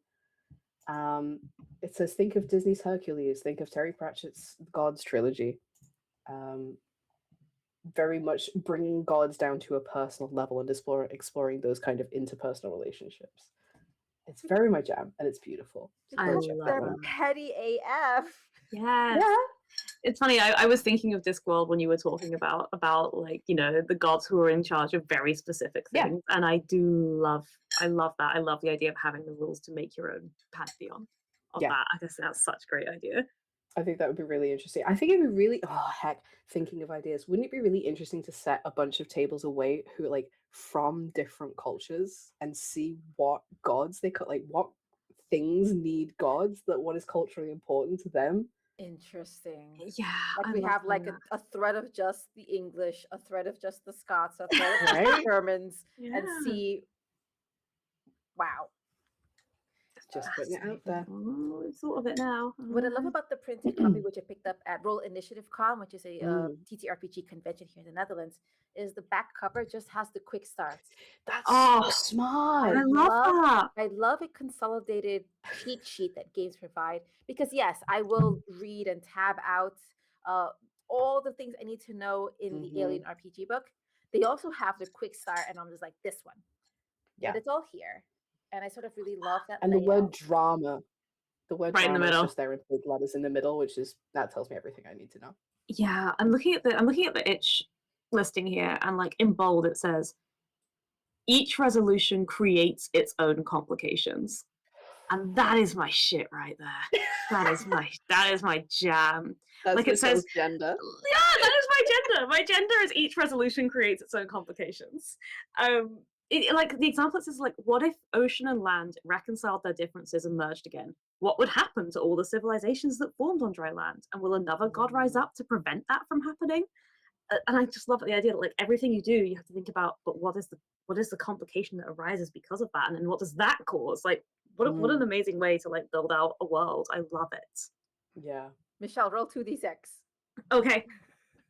I have the complication twist table open. I got a 5 and a 6. That was a good roll. Hey. Not if you're playing a free league game. That's a terrible. Oh no. The complication is two conflicting gods learn that they have something in common. They were roommates. Now they got a kiss. With consent. With consent. There was only one bed. The gayest one. Well done. Good, thank you. Fate was on my side there. So yeah, I've given you the sound clip several times, but the last thing I'll say is, if you're in the Netherlands, there is a stockist of physical copies listed on the itch page, and also if you are in the UK, there is a similar stockist list, and it's Peregrine Coast Press, so you can get that from several places if you'd like to have a physical copy. And I would. Yeah, Peter Elroy was actually with Nessendova. Oh shit! That was the dude. Was that? Oh, the one I was talking Dutch to. I could have bought that game at Dragon Me. Okay, cool. Good. I don't know if this copy was there, but Peter Elroy was there. Well, there you go. It's like in the next city over from me, which is like a small country anyway. So yeah, amazing. Okay, I have one last game. Yeah, I have one last game. I am bringing us back to the UK for a very silly game called A Visit from Saint Nick from the Roof. Hell yeah. This is a one-page silly little game. The tagline here is security, slapstick, Santa. It is the idea is that you are a well-meaning but very incompetent people who have heard about this Santa fella who is a home invader who comes in through the chimney, and you are trying to prevent him from getting in because you think that he's the bad man. And the idea of the game is just everything goes wrong. It is silly nonsense. This game is created by Shadowchild Games, who is a lovely queer person based in Yorkshire. Hey, that's where I'm from. So I had to give them a shout out. They have got loads and loads of games on their itch page, but what's delightful is that they have made a little 2025 one-page RPG advent calendar they've been releasing loads and loads of little free one-page festive games in all sorts of different genres. They have, I've made a note, they've got The Great Gingerbread Bake-Off. They've got one called My Friend the Yeti. They've got a cyberpunk holiday heist called Non-Organic Emotional Logistics, which is an acronym for Noel. They've just been playing around with silly little one-page ideas, all festive, all quick.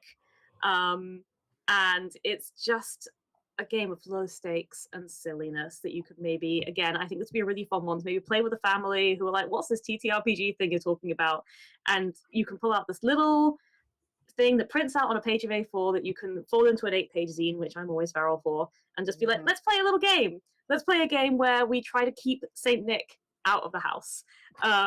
There's characters like, you can be the rooftop security, you can be a chimney sweep, you can be a paranoid homeowner, and you're just like, who's this guy trying to get into the house? I think it's so funny and so silly. And I just love that somebody is just taking the opportunity to be creative and create a bunch of silly little one-pagers.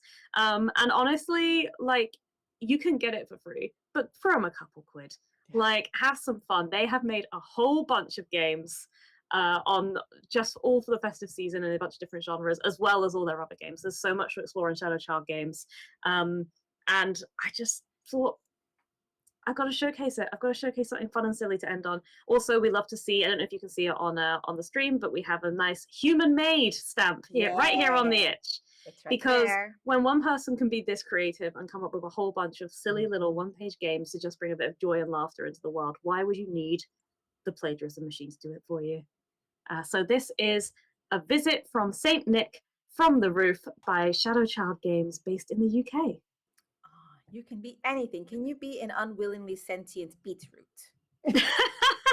Oh, that's a different game, which I can. Just, what's this over here? You've got it right there. The sentient beetroot is from Jimmy Mothballs' Festive Staffing Agency Steals Christmas by another lovely queer friend from the UK, Chant Evans of Ecstasis Games, with lovely artwork by Laura Evans. Look at this. Look at this. Jimmy. Look at Terry the Hobgoblin security guard. God, look at those arms. I mean, who I don't think, I think we named him Terry. I don't think the game names him Terry, but this is super cute. I'm talking about this now. So yes, do it. This is a great little game that was originally a advent calendar. So there's a bunch of cards that come with the game with NPCs and items and player characters, each with unique artwork, that if you get the game on itch, they will send you like digital files of all of those cards as well. But you can also buy this cute little zine of Jimmy. It's based on the Havoc engine by our friend Grant Howard. It's a quick little one-session game, and surely you all tuned in to the Jingle Jam AP of this game, but just in case you didn't, you're a bunch of magical creatures who got yourselves a temp job at a department store, and you're going to try and rob Santa's grotto because you're convinced he's the real Santa and it's full of high-value presents. That may or may not be true. You're not necessarily convinced, but Jimmy is. Jimmy is completely convinced. Yes. That's what you got to do. Lovely Jimmy. So yeah, you can tell that I have a bit of a soft spot for silly festive games that are just a chance to get your friends, have a glass of wine, and do some silly nonsense. And one of you might end up being an unwillingly sapient beat. So you love to see it. What a character combo brought to life by Kim Richards of High Rollers. Oh my gosh. The moment where Kim, as a sapient beat, asked me as a department store Santa what the meaning of life is will live in my head forever, because truly you can see the panic behind my eyes right there on the VOD. What was it? Love, Fear, and Retail? Love, Fear, and Retail is what we settled on, yeah. Yeah, the original response was, just what you make of it. Yeah. I suppose. And what they had made of it was Love, Fear, and Retail. Love, from a polycule, specifically. Specifically the love of a polycule, yes. Polyamory is the meaning of life. You heard it here first. If you're consensual, sure.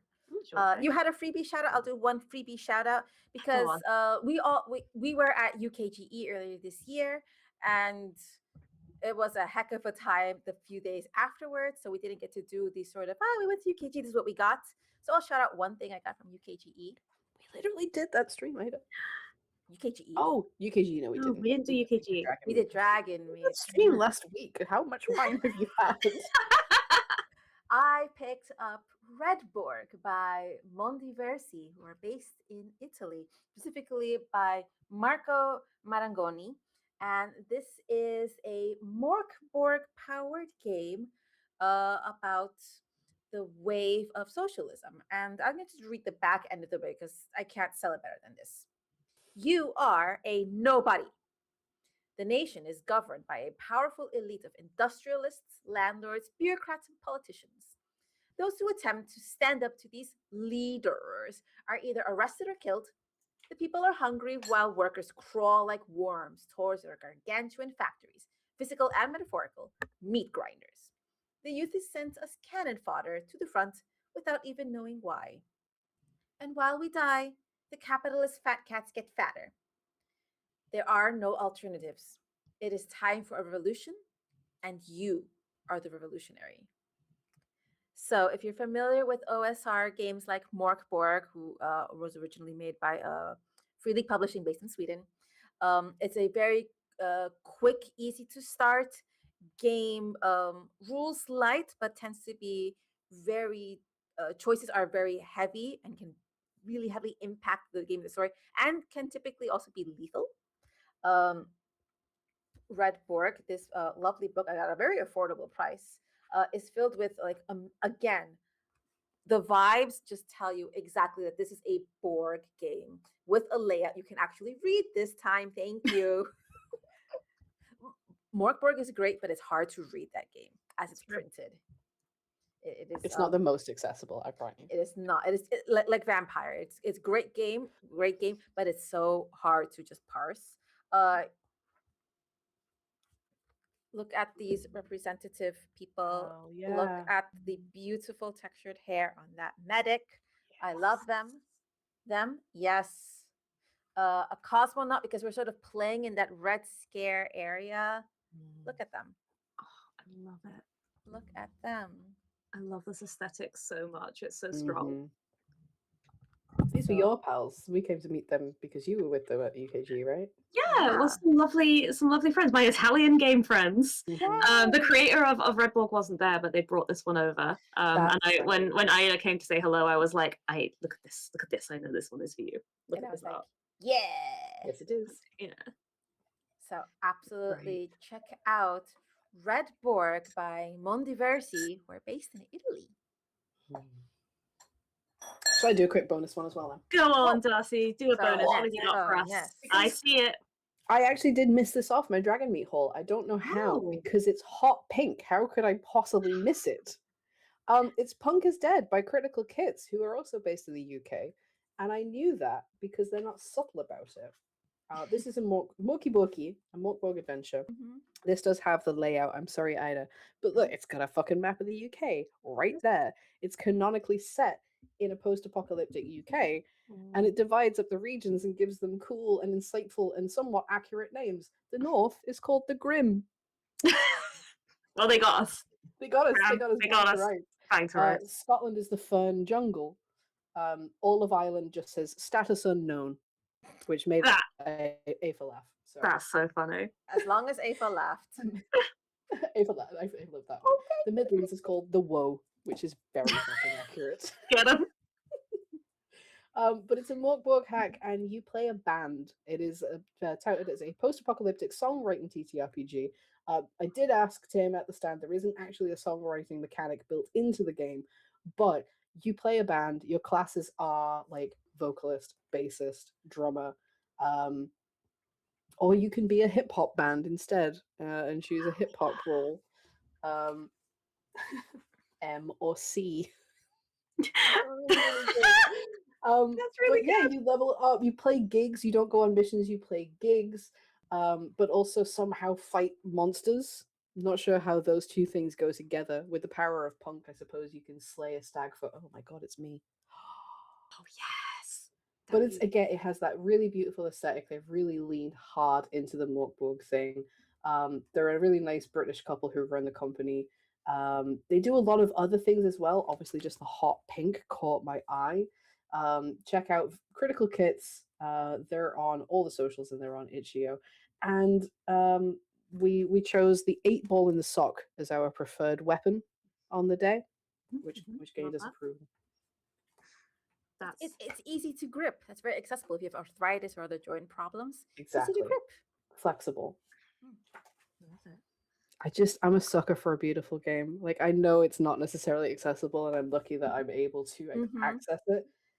It's just OSR games are vibes, which is good because they don't have a lot else. They're not one of those games that I really love that has mechanics that inform the narrative and narrative that informs the mechanics. It's just you just roll the dice and do the thing, but then it has layers of everything else on top. And I think this is a really good example of that. So yeah, Punk is Dead, a Mort Borg hack by Critical Kits. I love the bold colors. That's a really nice design choice. Really stands out. I love that a game can be a vinyl record with a fold art GM screen, and a game can be like a beautiful art book, and a game can be a piece of A4 that you fold into a zine and pull out and be like, let's play a game right now. A game can be this. Literally. And they can all be just as exciting and wonderful, but for different reasons. Like, God, I freaking love how many different things you can have within this hobby. And they're made by our talented friends locally, available to us within the same time zone. Exactly. Don't have to pay no fucking tariff. You can be in bed at 2 a.m. where you belong. So good. Friends, we've been talking for 2 hours. Whoa. Wait, really? Yeah. I have finished that drink and I'm very aware of it. Have some other wet things. Have some water. I've also had half of my water. I'm good. Very good. Yes, Mom. I will. We will mother you if we have to. Damn it. I've also finished my drink, so I only have water left. It's fine. I'm very. I should have some. You're taking your time. You're pacing yourself. I respect it. Can't relate, but I respect. I'm a savorer. I love that for you. I'm a saver. In this economy, you kind of gotta. So true. So true. I grew up with scarcity issues. I'm a saverer. £8.50 for a glass of wine at the O2. Fuck my life. Oh my god. You bought wine at the O2. Wild. I got in for free. This page is what turned me from this is a cool book to I'm buying this book. Yeah. It says all you fascists are bound to lose. Hell yeah. Let's go. I wish for that to be the guiding energy for 2026. Hell yeah. 2025 was eventful for Euphoria. Gosh, yes. Mostly positive. Well, a bit of a roller coaster. Learning growths, and sometimes learning growths can be a little painful. But we have. I am declaring we have succeeded, persevered. Oh my god, yes. We've done everything that we set out to do this year. 100%. Like this, okay, let me rephrase. This year, we have done all the things that Euphoria set out to do. We have platformed marginalized voices. We have done UK and EU specific content. We've built a phenomenal community. Tick, tick, tick. Done. Good year as far as I'm concerned. 100%. This is. Can I hit you with some stats? I love the stats. Are you ready for stats? Okay. We have done 25 actual plays this year. That's 25 actual plays comprising 44 episodes. 12 of the games were made by European creators, plus an extra 10 if you count all the one-page games in the AP yesterday. That's what it was all about, wasn't it? Yeah, absolutely. Bump up those numbers, baby. Yep. We have also done 26 interview and panel streams. If you count like Spinning the Yarn, we had Dice the Food Show, we interviewed people during TTRP Girls, we did some post-convention reviews, we had the Disability Representation panel, we had the Trans Joy panel, we had What is a Mech? And we've had 6 installments of this TTRPGs We Heart panel. Really 6? Oh, that's great. Yeah. I did one every other month. That's if we average it out, it works that way. We'll take it. Yeah, we did it. We have also through this series, I counted up 55 games we have featured on these TTRPGs we love. 55 games. I need to change the graphic on the video. Yes, because we did some extra ones, so I've been like, add that one, add that one. Good job. But yeah, I don't think we counted because I got lazy and I don't think I listed all the games I talked about on the RinCon one. We didn't list the games we talked in the Dragon Meet. Like we talked about, but they're not easily accessible because I got lazy in the moment. So at least over plus. Yeah, that's true. In fact, so if there's actually even more, there's even more, and we'll add those onto our list. Over 55 games. We've had 70 performers on the channel this year. 70 performers, and we do ask people optionally if they would like to, when they join us for the first time, to share like some demographic information about themselves. So of those 70, people chose to share 81 of them self-identified as part of the queer community, 57 self-identified as people of color, and 52% as disabled and neurodivergent. And they represented a total of 18 different countries across those 70 people. That's pretty amazing. That's pretty freaking cool, guys. Yeah. We did a thing. We did. The 80%. Your mic is really excited for you, Dark. Your microphone is going. That's me. That's my arms on the table. And doing this. I'm sorry, your elbows are not allowed on the table. Does not surprise me in the slightest. No, with a game, we're screaming about all the gay games. Absolutely. I mean, that's just on the stream. We also have, like, in our Discord, we have over 250 people now in the Discord community, and a small number of them are the big yappers, and some of them are occasional yappers, and some of them are the lurkers, and we love them all equally. We love you, yappers. We love you, yappers. We love you all. We love the people who just hang out and like pop up in the looking for group channel to find some fun games to play with new people. We love the people who just post pictures of their cats in the Familiars channel. They all get booped by Ida. Every single one of them gets a boop emoji.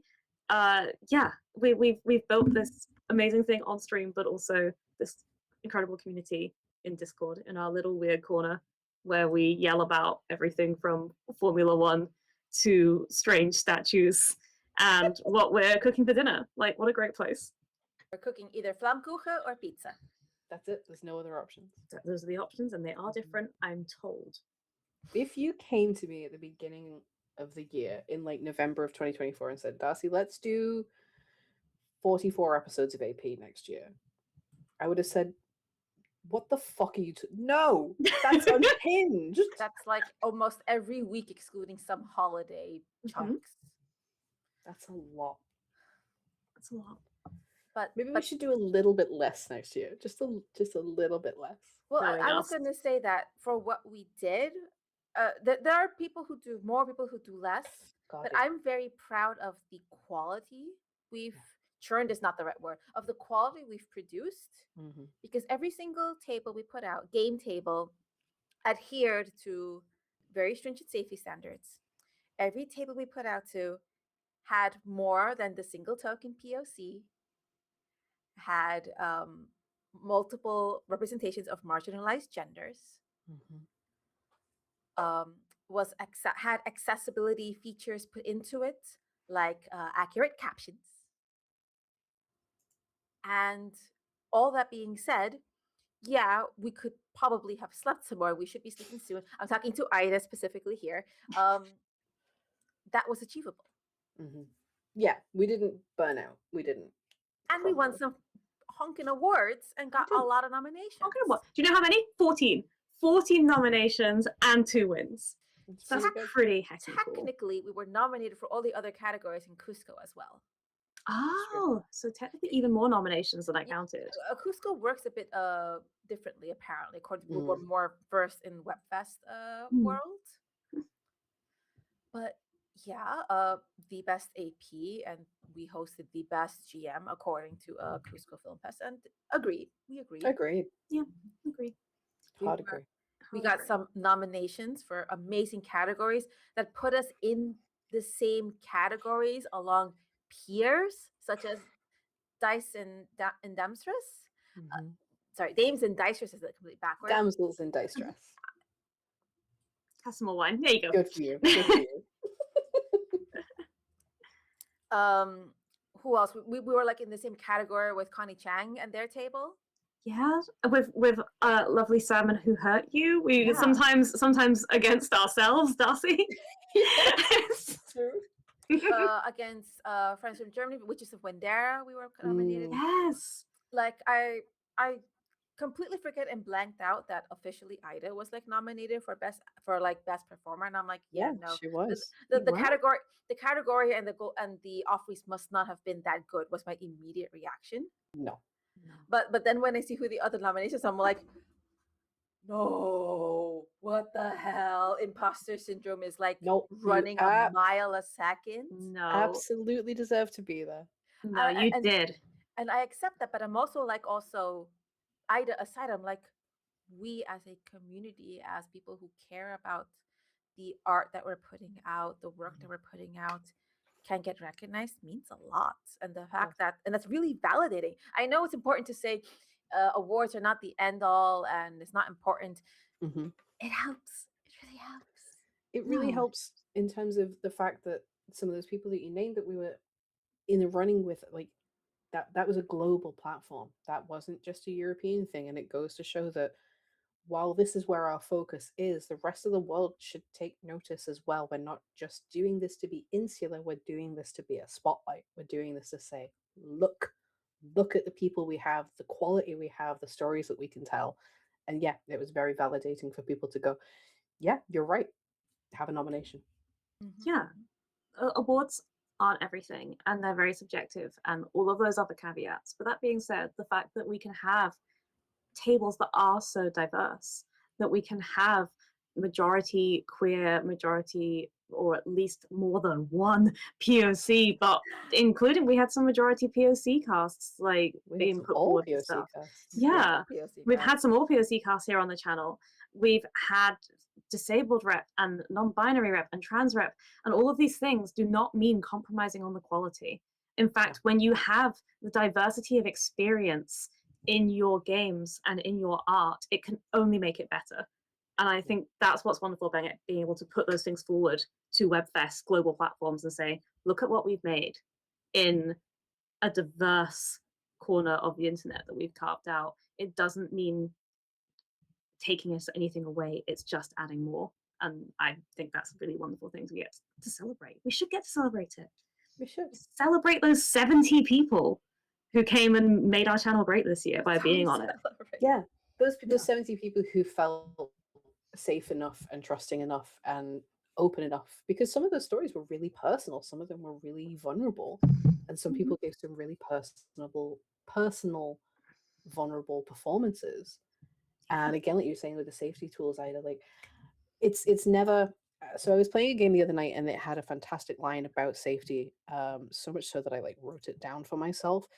Safety is a destination sought and never reached, not a guarantee that we can make. The idea that we can't always say, you will never get hurt, you will never experience anything challenging here, but here are the boundaries that we set to ensure that it happens as little as possible.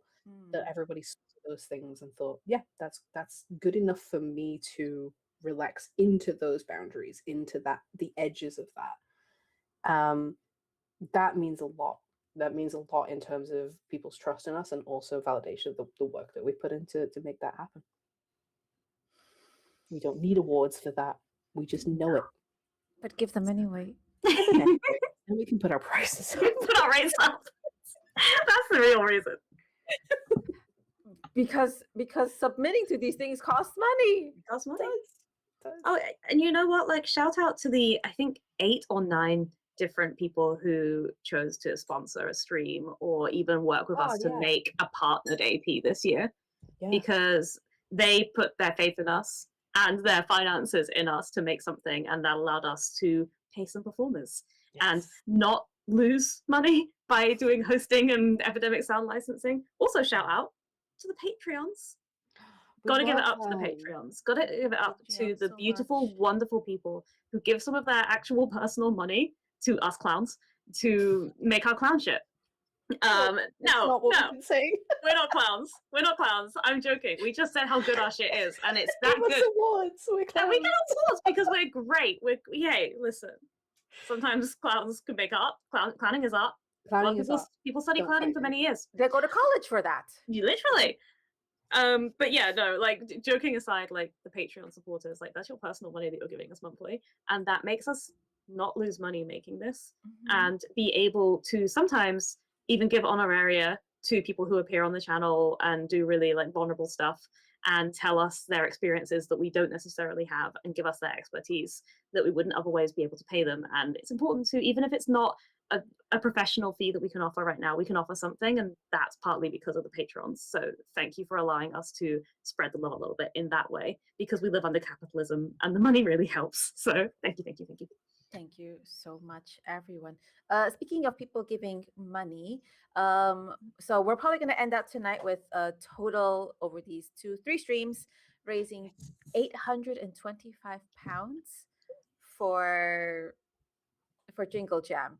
We are a drop in the bucket, but collectively the bucket has overflown, has drowned. As of right now, a total of 606,389 pounds and 20 cents so far raised for Jingle Jam. That's wild. That is incredible. And we did our part. We did. That's a big number made up of lots and lots and lots of people doing what we're doing, and even more people tuning in and donating their money to support good causes. So that is incredible. Wow. Big number. Incredible. Well done, everybody. Well done. Thank you so much, everybody who even chipped in a $5 here and there. Like Michelle says, it all adds up. Yeah, that's damn heck. And we're going to be here next year. We're going to take a nap. We're going to try to. We're saying the words. We're going to try to. We will be back in January, I think mid-January, no earlier than, with programming. What's the first thing that we're doing back?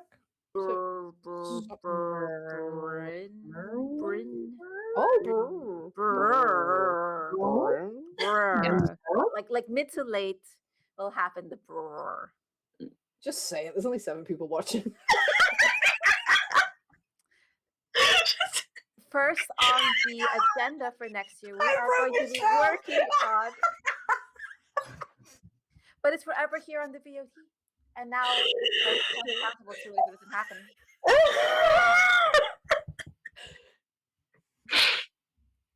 It will happen. We've already recorded several episodes with an amazing cast. We're going to be playing Brindlewood Bay, DM by Jen Vaughn, with a special story that takes place in Petit Poisson in France. Brindlewood Bay is a story about grannies who, in their spare time, solve murders. The end. That's the hook. That's the hook. It's going to be great. I'm so excited for this game. I'm so excited for this game. We have some new people who haven't been on APs on our APs before. We have some returning faces as well, and the audacity that someone has with maturity and experience is just so clear cut as characters at this table. It's refreshing and it's wonderful to see. Like something happens, an NPC gets like wise. The immediate response, I'm old. The end. That's great. Perfectly. So that's going to be a 4-episode journey filled with 2 distinct murder mysteries, dropping somewhere in January into February. Wow. I'm excited. I'm excited for all the things. We can't tell you yet, but there are many things in the pipeline. I've told the Discord that we're doing 2026 reveals. If the number go up, if people come and see, then we'll do 1 or 2 more. But if nobody cares, then fuck it. You know, if you're in the Discord, you'll see me like doing not very subtle hints all the time in that Discord. I'll be like, oh, well, what was that? Someone said, wouldn't it be cool to tell an AP story using more than one system as the story progresses? We might have a couple of things lined up that use that interesting approach to AP storytelling. We have 2 of those. It's just weird that 2 people pitched it at the same time. And we were like, hey, love it, let's do it. And also, if you were at Dragon Meet and you were drinking alcohol near Ida probably is like, hey, so we have a thing. Here's the pitch. What do you think? Like, not literally the document, but like other things we may have recorded. It's like, what would your feedback be if you saw something like this? Scroll. Here's the proof of concept. What do you think? I'm so glad that you have confessed this, Ida, and now I know I was not the only person giving away secrets to Dragon Meet this year. Apparently, the people we gave secrets to, according to the cryptic words they said, were not the same secrets. Incredible. No. It's possible that we're not good at keeping secrets, everybody. You heard it here first. But these are happy secrets, you know? Yeah. No! And the thing is, like, the only reason we don't announce them is because, like, you know, we also try and build in the fact that life happens and sometimes things take longer than expected.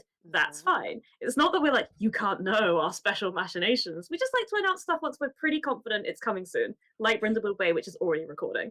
If you know, if you want to know some cheeky secrets, I'm always leaking stuff on the Patreon before we've actually announced it. You should join at the £1 tier, and you'll get the newsletter once a month. Or I always forget what we've actually announced and just say stuff that's coming up next, and you hear it there first. So it'd be great.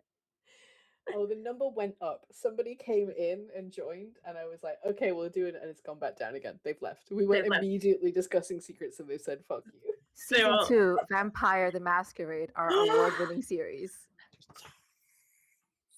I'm so glad it's coming back. I can't wait. What's really cool about is 7 people, you're the blessed 7. Twitch, please hold. I mean, YouTube VOD, hold me to this. We'll cut it. Don't worry. We'll cut all this I'm out. the one handling this. I'm not gonna cut it out. I'm not doing more work. What I loved about our discussion was we immediately came on board to say the next story has to stand alone. We don't want people who haven't watched the first season to get the FOMO, to feel not invested, not interested. So we're coming back with new vampires. And also for the reason, because the way season 1 ended, specifically, I'll say from my end, the vampire I played would have been like the most paranoid, toxic, megalomaniac, I'm going to kill all of you if I don't get my way kind of vampire. And I'm like, I don't know if this is if everyone's comfortable playing this with this character. I don't know if I'm comfortable playing with this vampire. So, you know what? Fresh story, but we're going to have some legacy from the old one. But you didn't need to have watched it to understand what is happening. We're still in the same region, but instead of like the beautiful historical building, the human world is also going to be messy and ugly. And there's vampires who are not the good guys either. That's really smart. So that'll happen. That'll probably drop around February, before March. It has to be live before March, because March will be our annual TTRP Girls, which is not big a surprise. Yeah, that's it. That's not a review. We're doing it again. More TTRP Girls. Yeah, Excited for that. That's the first. When's the form for that going to drop? Though that can be a reveal. That's probably going to be in January. End of January, right? Yeah, January. Yeah. Between mid and end, I feel end January would be a bit pushing it for GMs at least. Yeah, I think it should be mid-January-ish. We'll figure it out. We'll get it. We'll get a form made. I'm going to type this up for the Discord, and maybe we should do some socials about it. Yeah. And in case you are not familiar, dear watcher, in the future, where we're talking about this now, TTRP Girls is a celebration of people who identify with womanhood and with femininity, feminine identities for the month of March, which is Women's History Month, that celebrates International Women's Day. And we endeavor to have an entire month of programming of tables exclusively of people who identify and are comfortable in a place of celebration of womanhood and femme identities. So trans women, non-binary people who identify with womanhood and femininity, welcome. They don't get to, we're not saying if you're this, you can't do that. No, you decide for yourself if you're comfortable in the dancing party tent. You come and dance with us, no bars hold. We have had in the past this past year as well, Pride Month celebrations where we talked about trans joy, we talked about non-binary joy. So the spotlight is going to get handed out, but every now and then we like to focus here and here and here, and it's all good. It is all good. I love women. I love it when women. We love it when women. Speaking as women are great. One of my favorite things from the Out of Context channel when you scroll up is before you were even Stuff, you were and I now having a conversation, and I just dropped in the chat. I love, what is it? I love powerful, tiny women. Michelle Perry, 2024. What's good is I was speaking about Ida at the time.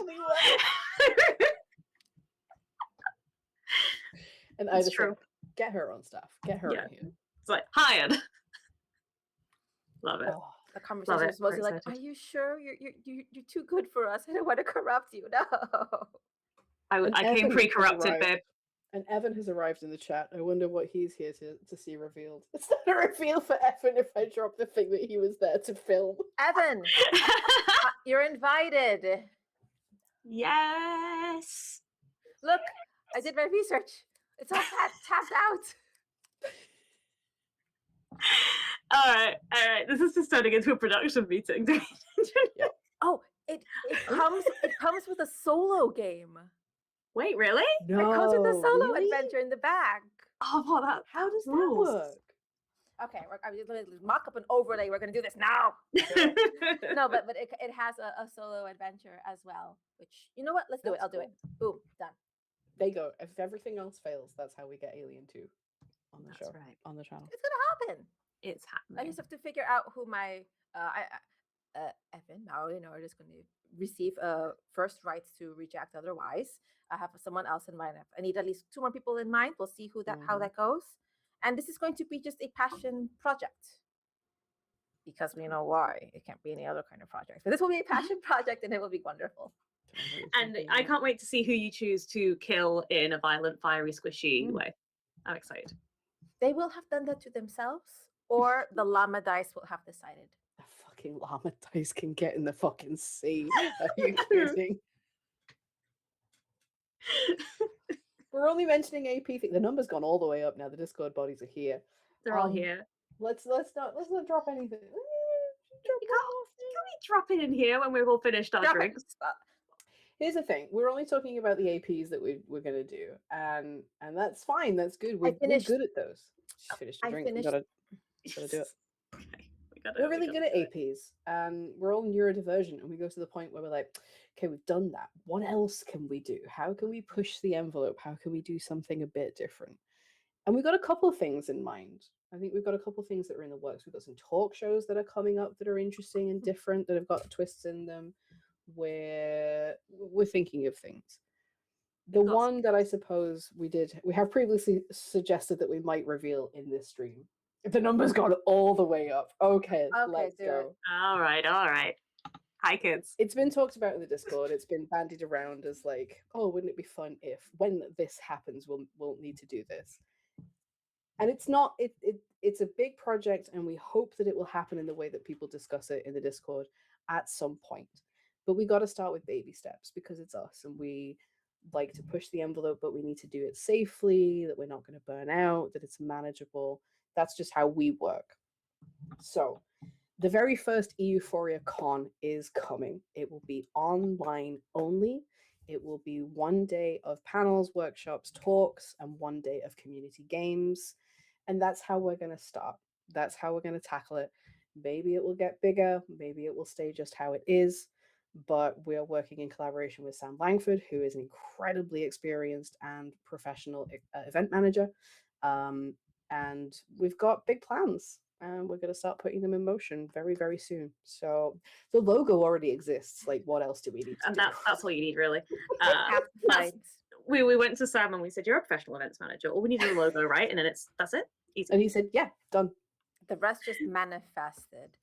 But yeah, we love seeing our friends at conventions. Getting to conventions is hard, even if you do have the financial means. Getting to a convention means you have the financial means, time means you have the health to do so. Not everyone can do that. And very few conventions nowadays keep those kind of considerations in mind, if at all. So they're not very accessible to people. And then let alone, again, our default mind is conventions, US, Comic-Con, Gen Con, etc., etc. So the amazing idea that is like this project is spearheaded by this wonderful team there. I'm pointing it right. No, I don't know where you all are on the overlay. Pointing at both of you. We're going to have our peers, our experts, experienced people talk about topics that are very relevant to us as AP players, as storytellers, as enjoyers of the fan, people who want to get into maybe academic settings, people who want to get into like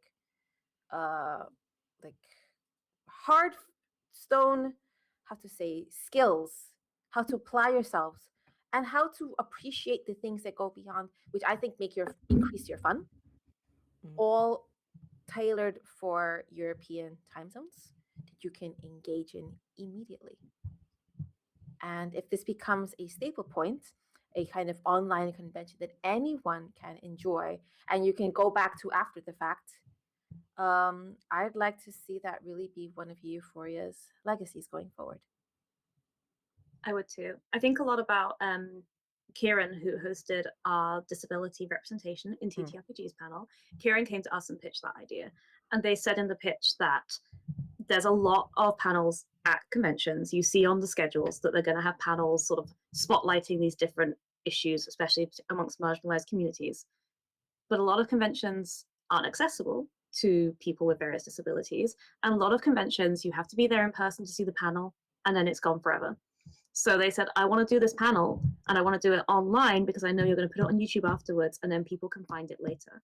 And that was one of the reasons they came to us. So the idea that we could do an online one-day mini-con and have all these cool panels, which we're not reinventing the wheel here. Some of them might have happened before, but we're going to do it with our people, with diverse people, European people, and we're going to have it there at European friendly time zones, but we're also going to have it archived on our YouTube channel so you can come and watch it later, and that knowledge is preserved and shared, because sharing knowledge is so important in our hobby and in our community and in our industry. Like, we're not competing with anyone here. You always say, Darcy, you're always saying this. This isn't a competition. A rising tide lifts all boats, and we're all trying to collaborate here and create art. So let's make stuff that everyone can share. I never say the idiom that cleanly. I always fuck it up, but that is legit. Yes. I'm excited. And to be clear, Darcy has been spearheading mostly on this project and has been doing a shit ton of work on it, and it's looking really, really good. I'm so excited. With Sam, I have to give credit where credit's due. Sam came in Sam's with doing great work. Like fucking documentation. I was just like, yes, let's go. So yeah, it's really nice that we're getting to the point where we have allies like Sam. We have trusted people who we can kind of say, give us just a little bit of support here, come in and allow this happen, because this is going to happen in May. This is going to happen at the beginning of May. Remember my own fucking event. I believe it's 2nd of May that we're planning for. So that's like not a long time after TTRP Girls, and because Michelle and Ida were able to spearhead that last year when I was fucking in hospital for most of the time, they've got that down. I'm kind of like, what else can I do? The teamwork, it makes the dream work. We're able to support each other. We're able to divide things up in a way that is manageable and achievable, but still do just that little bit more. We'll help each other out. Yeah. Joy of friendship and collaboration. Yeah. And we're doing things that I think are really needed and missed. Like, I know that I don't have our eyes perfectly across everything that is happening in the TTRPG community scene, but I don't really see call outs for these sort of online digital conventions. A couple of years ago, Big Bad Con was based in San Francisco in California, on top of their in-person con, which took really care of the accessibility issue, giving scholarships, mandating vaccines even as late as like 2 years ago. They also did the online convention, but due to reasons, they have not been able to continue it. And I sort of missed that. And I will say that this happened organically before me saying, oh, a Big Bad Con did it. Here are my notes on what I experienced it. This was after they already like planned and decided they were going to do this. Again, but like Michelle says, like, we're not like an online con is a thing and has been a thing. We're not reinventing that wheel. For us specifically, it's about aiming for those European time zones and not catering to, I mean, global audience 100% welcome. Like I said before, come and look at what we're doing, take notice. You should be taking notice, but we're not waking up at 4 a.m. anymore. Piss off. I can't do any more weird times. I need my sleep. I'm barely You're getting old. Oh, I'm so old. I'm not even old. I feel old in my bones when I have to get up really early or stay up really late. It's past my bedtime for a recording. It's really not as easy. So yeah, that's gonna happen. Bye, Evan. Thank you so much for stopping by. On that note, it is getting closer to Ida's bedtime. So yes, it is. Because we've been here for a hot minute. It's been 2.5 hours, friends. Yeah, I just like hanging out with y'all. It's been fun. Yeah.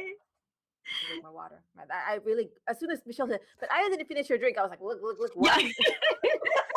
Peer pressure. It was grape juice Twitch, honest. It really was. Okay. All right. Well, I just want to raise my empty glass. Having thanked all those people, I want to officially go on the record and thank you two for being through the fucking ringer, the highs, the lows, the unshakable, unbelievable support that y'all have offered me in 2025 has meant the absolute world. Euphoria wouldn't exist without you two doing all the things that you do on the daily, and I appreciate the absolute fuck out of you. So cheers. Couldn't say it better myself. Right back at you. You too. Ooh. Ooh. Ooh. And that's been 2025. We're going to take a little bit of a snoozer till 2026. We will have some content out. There will be some short little reels coming out here and there, so the algorithm doesn't forget us entirely. You will see us in Discord. We have at least one planned day of mandatory fun scheduled. Jackbox games, come and play. With Jackbox games. Reminder, if you are able and you are interested in getting a really cool kick-ass package of 15 Steam game keys, if you donate at the £35 level to Jingle Jam, you will get aforementioned amazing games package. Your donation goes towards 8 amazing charities that are doing amazing work across the world to support young people and ensure that a better world is available for those young people. If you have other spoons in your couch cushions, consider our Patreon to support the work that Ida, Darcy, and Michelle are doing, and that we work to give back to all the community people you've seen on our channels. Like the disability panel, for example, we were able to give a financial gift. That's something, right? And so that we don't pay for everything out of our own pockets as well. That's a little painful. If you can't do that, that's super okay too. Consider following us on our socials. We are on Instagram, Blue Sky, TikTok. We are on YouTube, here on Twitch. Drop us a follow. If you have an Amazon Prime subscription, did you know you can follow one channel for free at no extra cost? Consider subscribing to Euphoria. If you have that free sub, it's no extra cost to you. It sends pesos from Bezos to us. Cute. Not my saying. I took it from someone else, and I drank too much to remember at the moment from who it was. Valid. And yeah, thank you so much for a wonderful 2025. And we hope we will continue to meet and exceed your expectations and our own in 2026. Friends, I love you, Michelle and Darcy. I love you so much. I'm so lucky that it's the three of us. Yeah. Not that I'm against having more people in the future, but my God, look at us. Look at us. We are so talented. We are so hot. Hell yeah. It's true. On that note, outros, dance party. Dance party. Okay, let's go. We'll know who we are. Let's go. All right, everyone. Thank you so much for joining us. Have a wonderful end of your year. Happy holidays if you celebrate them. Happy New Year if it's your new year. Take care of yourselves, and if you can, someone else. Play TTRPGs. All the glory to Euphoria. And I'm going to choose a song, and we're going to go into the night. I'm so scared of what this could be. See you in 2026. Bye.